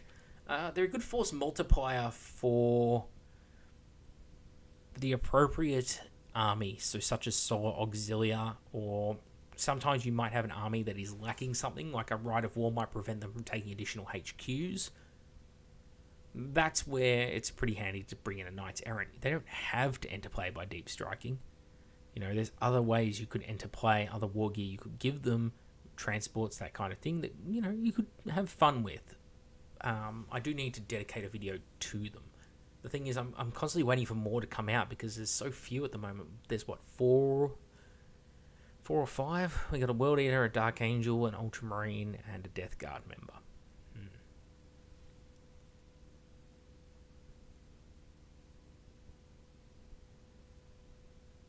Mr. Trilby has a really good point. He says, if you're worried your army's overpowered, swap armies with someone and play against your own list, see how it feels to fight against it, and adjust the list on what it's like. Stabby Brit says, I have a couple of female Marines, salt for the salt god. I'm not against female Marines, funny enough. I'm against the idea of people making female Marines and going, this is canon now. That's dumb. But if people are like, hey, I bought these models and I want to convert them into something, go for it. They're your models. Have fun. Just don't turn around and say, you have to accept them. These are now a thing, and these fit into the fluff, and I wrote fluff for a 2nd Legion female Primarch. It's like, oh, no. No.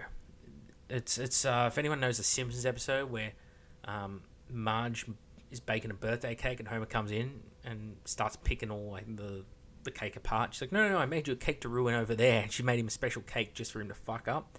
That's what I think when people start messing with real hardcore canon on that level. Go mess up that cake.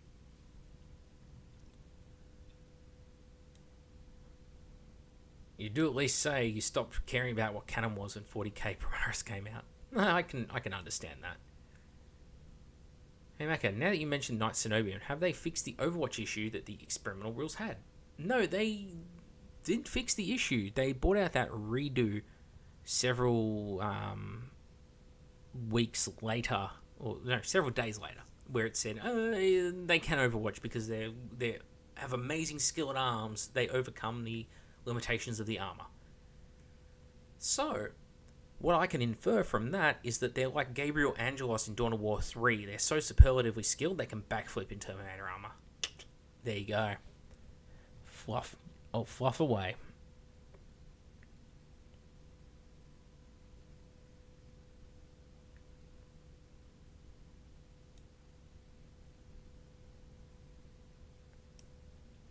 James Wilson says he likes the new Gravius troops. I like the Gravius troops, like the heavy bolter and stuff. They look good. A lot of Gravius armor, though. You see, you say it feels like what power armor should be, but when I look at it, I'm thinking StarCraft Terran Marines as opposed to Games Workshop Space Marines, which are always meant to be like. What people don't understand is Initiative 4, what that really means. Initiative 4 means that Space Marines, even in their 1-ton suit of power armor, like their own body weight plus the weight of the armor, are moving faster than Usain Bolt for extended periods of time. Their reflexes are so fast the human eye can't follow it. That's what Initiative 4 is and represents. Although Initiative is not a thing anymore for 40k, it was for a very long time, and Eldar had superhuman reflexes. They're meant to have like the elf reflexes, you know, Legolas in Lord of the Rings, the firing 3-4 arrows as fast as a human fires one. Well, that's the reflexes a Space Marine has, and a Primarch is infinitely more than that, especially someone like Fulgrim or the Khan.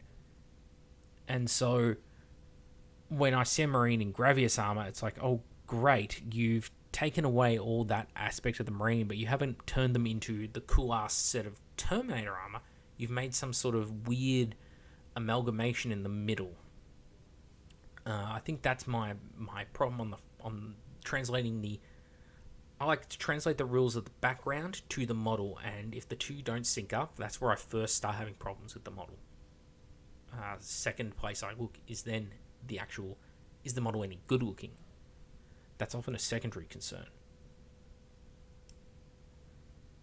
Back to Horus Heresy, the Stubby Brit says, I remember when the Land Raider was taken off the guard, and the Heresy was the reason lore-wise. Are there any Horus Heresy militia auxiliaries who can have Land Raiders? There sure are. If you go the tech option for the Auxilia Provenances of War, I forget off the top of my head, but they're like Survivors of the Dark Age or something, I believe has access to Rhinos and Land Raiders for their militia force. Helix Nar says, huge thanks to you just in general. I hate Yesman and your style of reviews made me want to play 30k, and I actually started planning my own Alpha Legion army. All because of your videos, which I found exactly from the notion of I can't be the only one who doesn't like Games Workshop's practices. And been following me for a few years and not playing or stopping. Thanks, it's great to hear. As I said, it's not about being salty, it's just about some realistic expectations, okay? You can't just praise, we need to evaluate things. It holds true to everything in life. You don't go to a restaurant and get served a cold steak and then go, you know what, I'm just going to put up with it and eat it, do you? You complain because you paid for a hot steak. Same thing with a book or a model. It would be different if it was free. This is something people have to understand. I cut a lot of selector stuff that's free because they don't have to do that. They're just doing it for you for the sake of it or for good relations or whatever. But the game isn't free. The hobby's not free. The hobby supplies are not free. The freaking glue isn't free. You're paying for it all.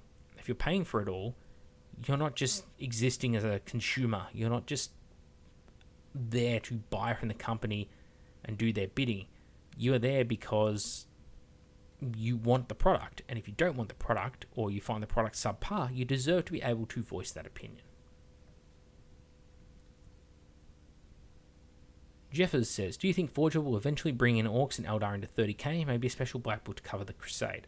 No, is what they've said when asked in the past, because it's the Horus Heresy, not the Great Crusade. By the time of the Horus Heresy, for all intents and purposes, all those other races are extinct. Or functionally extinct, or in the case of the Eldar, avoiding the war like the plague, because to get involved in it is to get annihilated.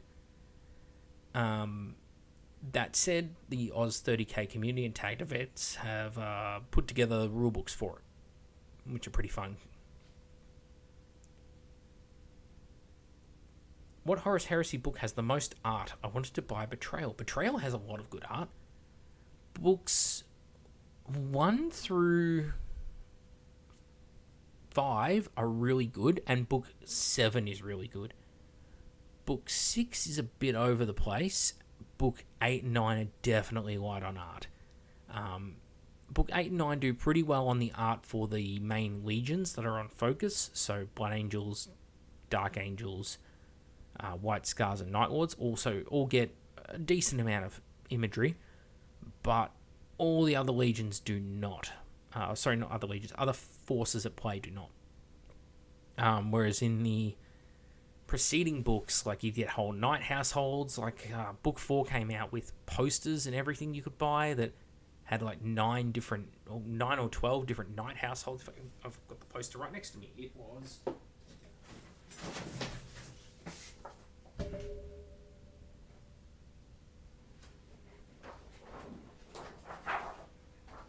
sorry for the noise. House Maccabeus, House Orlek, House Atrax, House Ergthane, House Hermetica, House Maccabeus, Orlek again, Hermetica again, Veroni.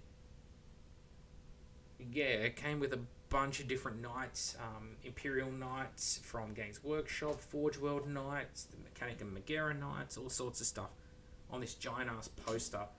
And on the other side of the poster is it's a scene from the novel, and it's a Death Guard Spartan driving across a shattered hellscape with a Cerastus Knight Castigator standing beside it. It's a Death Guard Marine in the background, and it looks pretty freaking sweet. And the days of that shit is long gone. See, actually, I'll see if I can find it. Conquest artwork.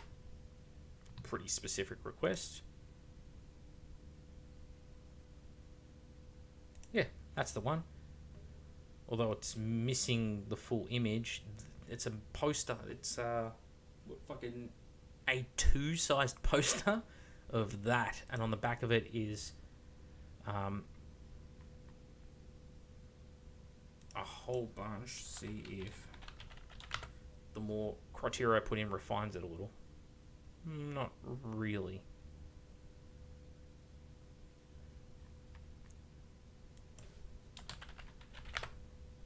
Come on. No. Oh, wait, there we go.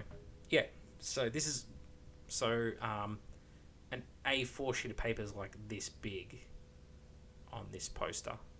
It came with book 4.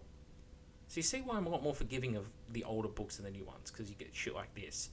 So you get this massive wall-filling poster, and on the back side of it is all these different knights and different paint schemes and heraldry. How cool is that, right? Don't get that very often these days.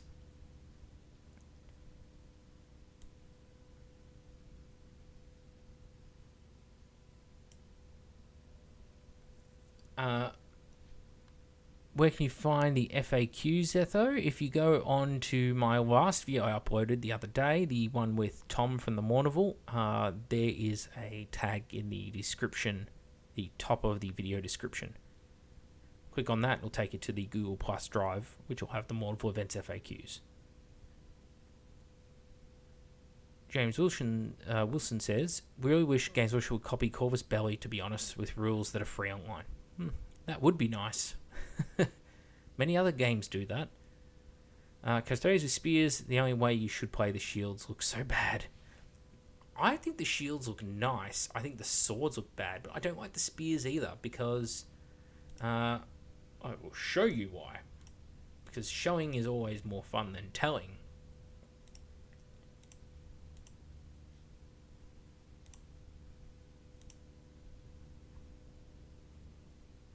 So I will pick some Custodes. Just go these boys here. With these, well, that terrible fucking sword. Let's not talk about. So you got the spear, right? You got the big bolt gun and this essentially like a halberd or bardish type of blade. For those who don't know what a bardish is, I'll quickly. This is a bardish. It's a medieval peasant weapon from Eastern Europe. It's like a giant ass axe. A giant ass axe. Pretty much get 1 or 2 swings in with it and you're fucked. You're like, oh, I'm so tired from lifting this thing. But anyway, that is this weapon. Somehow, this weapon, the Phoenix Spear, is based on that. Alright, just compare the two. This is the worst weapon. This sleek, beautifully designed Forge World unit in resin with these really crisp, beautiful spears.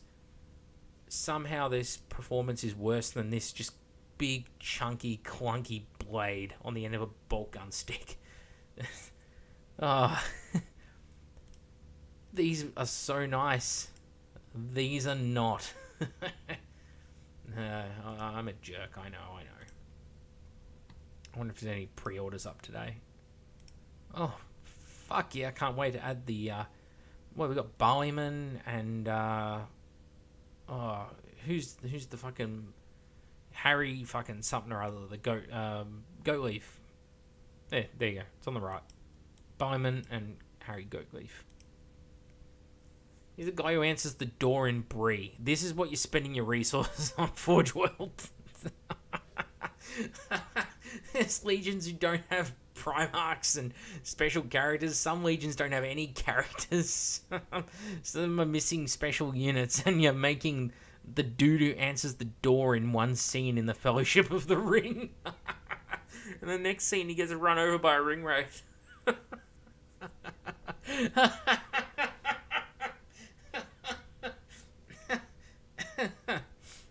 Oh, shit.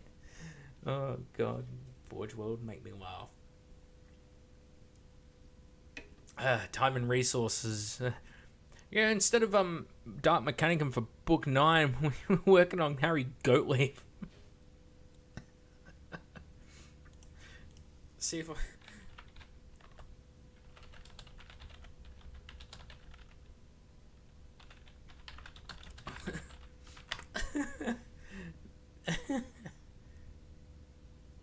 So he meets the hobbits at the door, and then he gets run down by the ring wraiths when he goes to answer the door when they knock.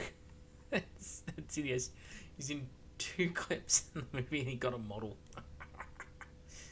Fuck me. Okay, back to the chat. If there was an Astartes Mortar Squad or War Gear, what rules or special rules would you give them, and what role could they play? There is an Astartes Mortar. It's the Quad Mortar. If I was to make mortar teams, yeah, I think I like the Quad Mortar, although it really would be cool to replace the Quad Mortar with a Griffin Mortar. For it to be another option available. It'd be a really cool special weapon option for something like the Iron Warriors. Yeah. It'd be pretty cool if you could have smoke shells, like you could fire it, and where the shell lands on the table, you place down like a large blast template, like you would for Phosphex or for a Graviton weapon, and it now counts as line of sight obscuring terrain. Like you get a 5-up cover save, so you could fire the mortar shells out in front of your models as you move across the table and create line of sight blocking terrain as you go that lasts for a turn. So you can provide cover saves to units that otherwise wouldn't have it. Wouldn't that be cool? Oh, how cool is that? I just came with that off the top of my head. Not a bad rule, right? Don't get me started on the 28 mag Space Marine sexuality article, as someone mentioned. Someone who's LGBTQTA plus myself. Cannon dies with 8th for Triel Ferres.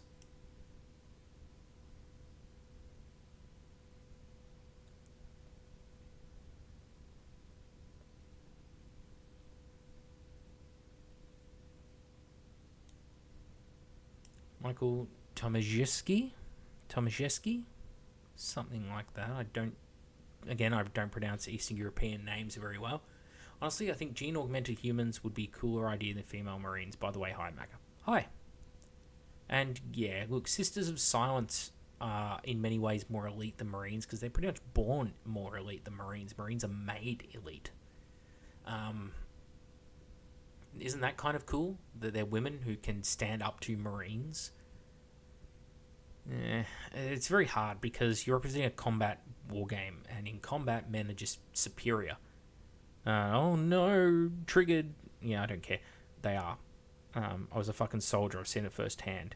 But that's not to say women don't have their strengths, especially in the military. It's been brought up in chat before, but women really good at reading body language. So when you're doing like a vehicle checkpoint, they can pick out like the nervous people and the people who've got something to hide really efficiently. Whereas men, we're dumb as fuck. We are terrible at reading expressions on faces. Just ask any wife ever who's been upset at her husband. The husband's like, "Are you angry? Are you upset? What's wrong?" And they're like, "It's fine. I'm fine."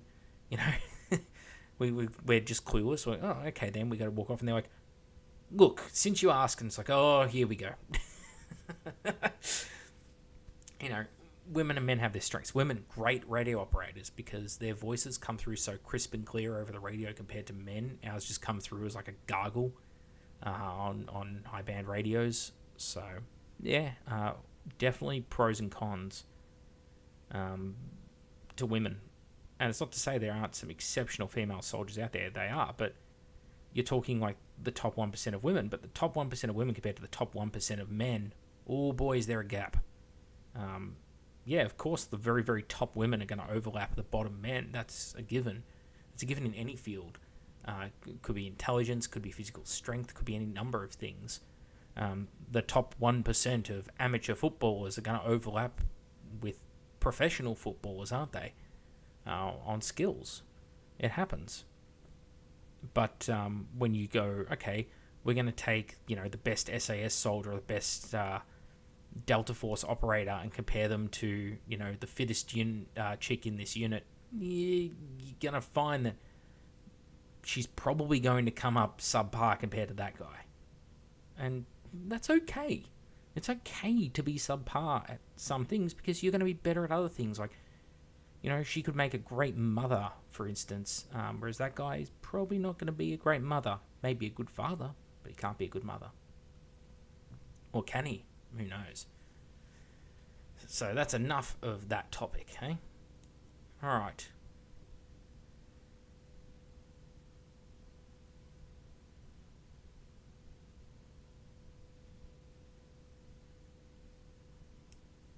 Hot Potato says, whenever I think of making a cool classic chapter, I remember Primaris exists and that my army would live on borrowed time. You know what's the most depressing story I've read so far? It's what happened to the Scythes of the Emperor. Apparently, a gene stealer cult infiltrates the highly, highly, highly Xenos Tyrannid, specifically targeting Scythes of the Emperor homeworld. Somehow, a gene stealer cult pops up there, and it's so bad, they basically get exterminated. The chapter is pretty much destroyed, and then Gilliman comes along and he's like, hey, I've got a bunch of Primaris here, and the old chapter's like, okay, they are now the Scythes of the Emperor, we're just going to go off and die. Like, they don't even care anymore at the company to write that story.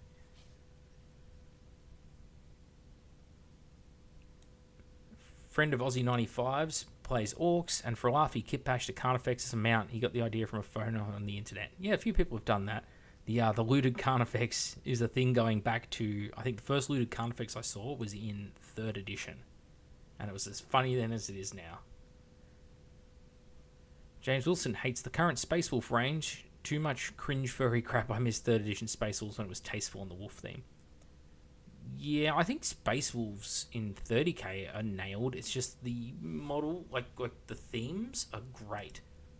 The models are subpar. I mean, it's been a long time since I looked at the Space Wolves models in 30k. But the Praetor is not the greatest because of things like this. There's no grip on the weapon in his hand. It's just fingers. He has got a grip in this hand now. I think he might have gone for some resculpting from when I did my initial video on him, because it was just bare hand with no handle originally. And of course the fur looks like a bunch of teeth, just like these teeth that are hanging here, look identical to the fur hanging here. And of course he's got that weird gigantic open jaw where it doesn't look like it should hinge correctly. So yeah, there's some subpar models in that range. Fragger. The Deathsworn aren't bad. They're good looking models. The Grey Slayers, like the actual shields and stuff, all looks pretty good. Let's see. So the Varagia Terminators, of course, they have the problem of really, really chunky detail. It's not like refined, thin trim, like if you look on previous Terminator models. These guys are... Look how heavy the fur is on them, and compare the fur on their Primarch. I know it's a bit unfair to compare Lim and Russ to some Terminators, but look at the fur on Lim and Russ compared to the fur on these guys. Yeah, they've seen a really good sculptor, Simon Egan, and someone who has done a passable job for a cheaper product, I will say. Then you got these bad boys where, the bolt gun is on upside down. And people will go, oh, no, it doesn't matter. It's not upside down, the asset that was made to make this bolt gun, except it is, because you see this part here? There's this little rectangular section, right? That little rectangular section should be up here and hold the, there should be a bar that runs along the top of the bolt pistol. They put the asset in upside down when they're 3D sculpting it. Because that there is an iron sight. The iron sight for the weapon is underslung with the magazine in the way.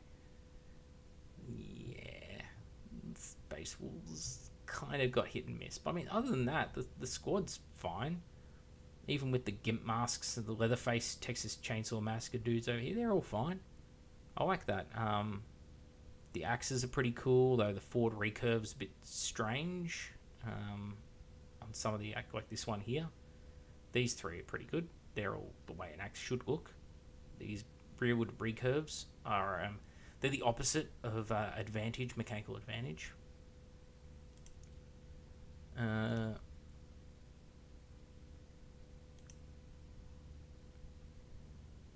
Yeah, the shields look great. The Contemptor looks pretty good too. The paint scheme is very flashy, non-metallic. It doesn't look like a 30k paint scheme. It looks very much like a 40k paint scheme, or even more like a showmanship paint scheme. Haval Red Blade's just terrible, and part of it is this. Like, what is that? No offense to the painter, that blending there is not blending. That is just hard transition, hard transition, hard transition, and this is the best you could come up with for your display piece for your web store. Doesn't fill you with confidence. I mean, even just solid metal leg when it should be the individual studs picked out. Like, come on. Okay, so this is where I get to be a dick. Okay, I post heaps of my own work up on Instagram. Feel free to go over there and shit on me for shitting on Forge World. It is perfectly acceptable behavior. I am not afraid of people having a go at me.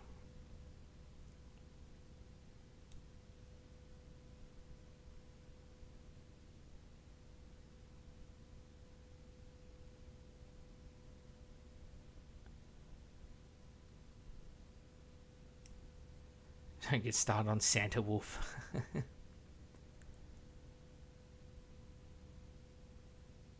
Oh no, Skeletor is taking over again. Skeletor.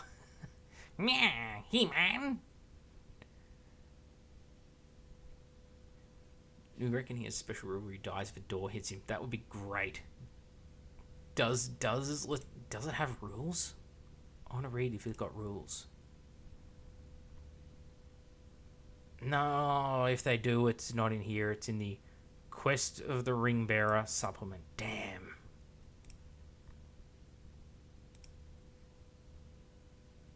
Get on the beers, can't. Hey, look. See these? I don't know if how well it shows up on people's screens, whatever they're looking on. You can see the 3D printing lines across the top of him, across the shoulders. That's not cloth pattern, that's 3D printing lines. That's striations. You can see him on the horse too. There's like these tiny little filaments that run. I guess because I've got a big ass screen on it. Oh, look how bad it is here. All the 3D filament line, not filament lines, the striations from the resin printing. 3D printing will not take over from Games Workshop anytime soon. The Village of Bria officially has more releases than half the races in 40k. That's a good one, Stabby. That's a very good one.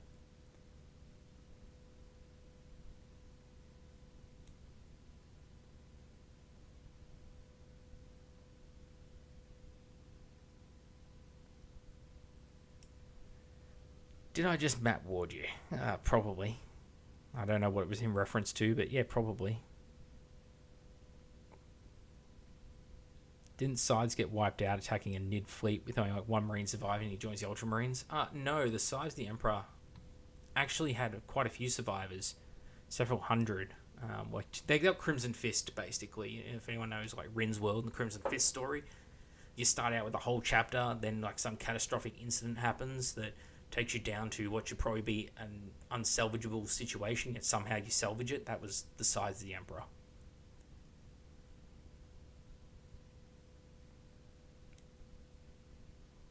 It's a red dot site. Okay. Greetings from Sweden.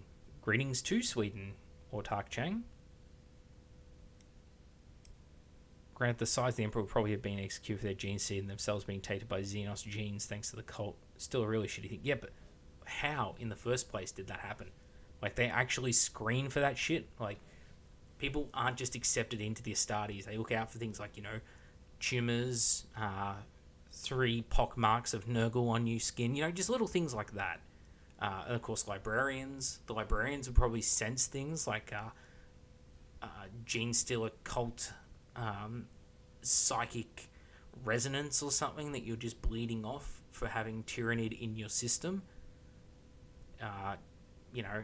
Once it gets to a critical point where there's enough people with that, that's what draws in a hive fleet, so they should be giving it off even when there's only very few of them, in which case the librarians of the Legion would have been like, hey, something's not right with this initiate here.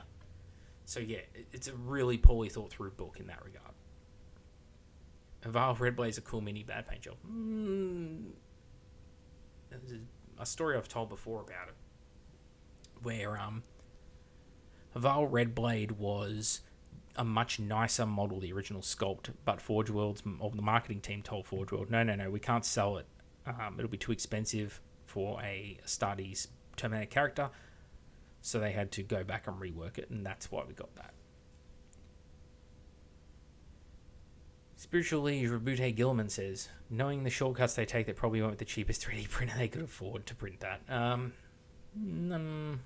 No, I think they use a pretty good high quality 3D printer. It's just, you can change how, you can make it infinitely fine layers in theory with a resin 3D printer, but if you want to produce the model in any semblance of quick time, well, you take some liberties. George says, probably Games Workshop saw a well-liked chapter and thought if they made them Primaris, then people would like Primaris instead. Now from a really well-liked chapter, GW was wrong. Yeah, well, they started with Ultramarines, which kind of proves that point. And they turned all the Raven Guard into emos, which is weird. This is the one thing I dislike about the whole Primaris taking up old chapters thing from Busty Boost. He says the Soul Drinkers, for example, people say they're back. I say they aren't back. They have no connection to the chapter. Yeah, it's just a reuse of the old name, isn't it? It's like a lot of people go out and they do like Heresy paint schemes, and they say, this is my World Eaters Primaris chapter. And it's like, huh? What? Or this is my Warhounds Primaris chapter. Or my Death Guard Primaris chapter. And they're using like Heresy colours. And they're not even trying to play Heresy with them even. They're playing 40k with them. It's like, well, you do you, man. But I really don't think the High Lords of Terror want to reuse that name. And I don't think the original owners of that name would take too kindly to it either. And I'm sure all the other chapters around you would be giving you some pretty fucking sly looks. But hey, your minis, you fucking do you, man. You do you. You live your best life. Then the Custodians told every chapter to love Primaris, so they all did. Crimson Fists are only cool because of Bolt Thrower. Crimson Fists are cool because there's no stories where they do something that you just hate. Like, all the stories about Rinsworld and that are pretty fun. It's not like the Black Templars where they do some real dickish things. And even then, I really like Black Templars. Imperial Fists are totally unlikable, though. So, work that one out. Alright. I reckon that's pretty good.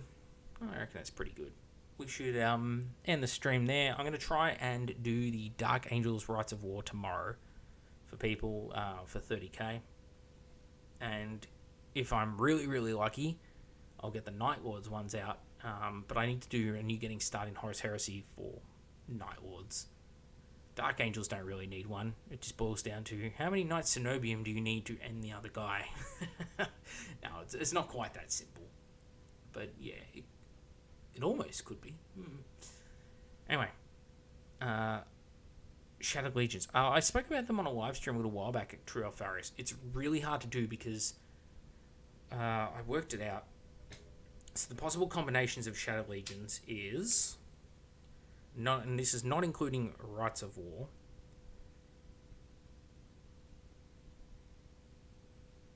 There are 4,896 possible combinations of Shattered Legions. So, try doing that in a 20-minute video. What I did, though, is explain some of the core concepts. Busty Boost says, reminds me of in Angel Exterminatus, Perturabo states he doesn't want his legion on any side being filled with mongrels and half-breeds. Yeah, that book did a lot to redeem Perturabo's character, though. Anyway, thanks, Aussie95. See you later, mate, as well. And, we will see what we get on this weekend. But fingers crossed I'll get the stuff done in time and rendered and uploaded. All of that relies on computer working, me working, my wife not needing me to do any chores, and having the time available, and Australian internet, which are all fleeting things. So thanks everyone who came along and watched, and hopefully you got something out of it and enjoyed the start of the episode. Tell me, how many of you are going to go out and get Harry? How many of you are going to get Harry? Drink up, cunt. Cheers, motherfuckers. Get a beer up ya. Yeah, what a cool model. So glad I've got that instead of, like, I don't know, Alvarex Morn for the Raven Guard or something. Like, or Erasmus Golg or Kier Valen for the Iron Warriors. Like, no, nobody in Heresy wants their characters for their fucking Legion. Just give the Lord of the Rings players dude with a gets run over by a ring wraith and says hi to some hobbits. Fucking see you all next time.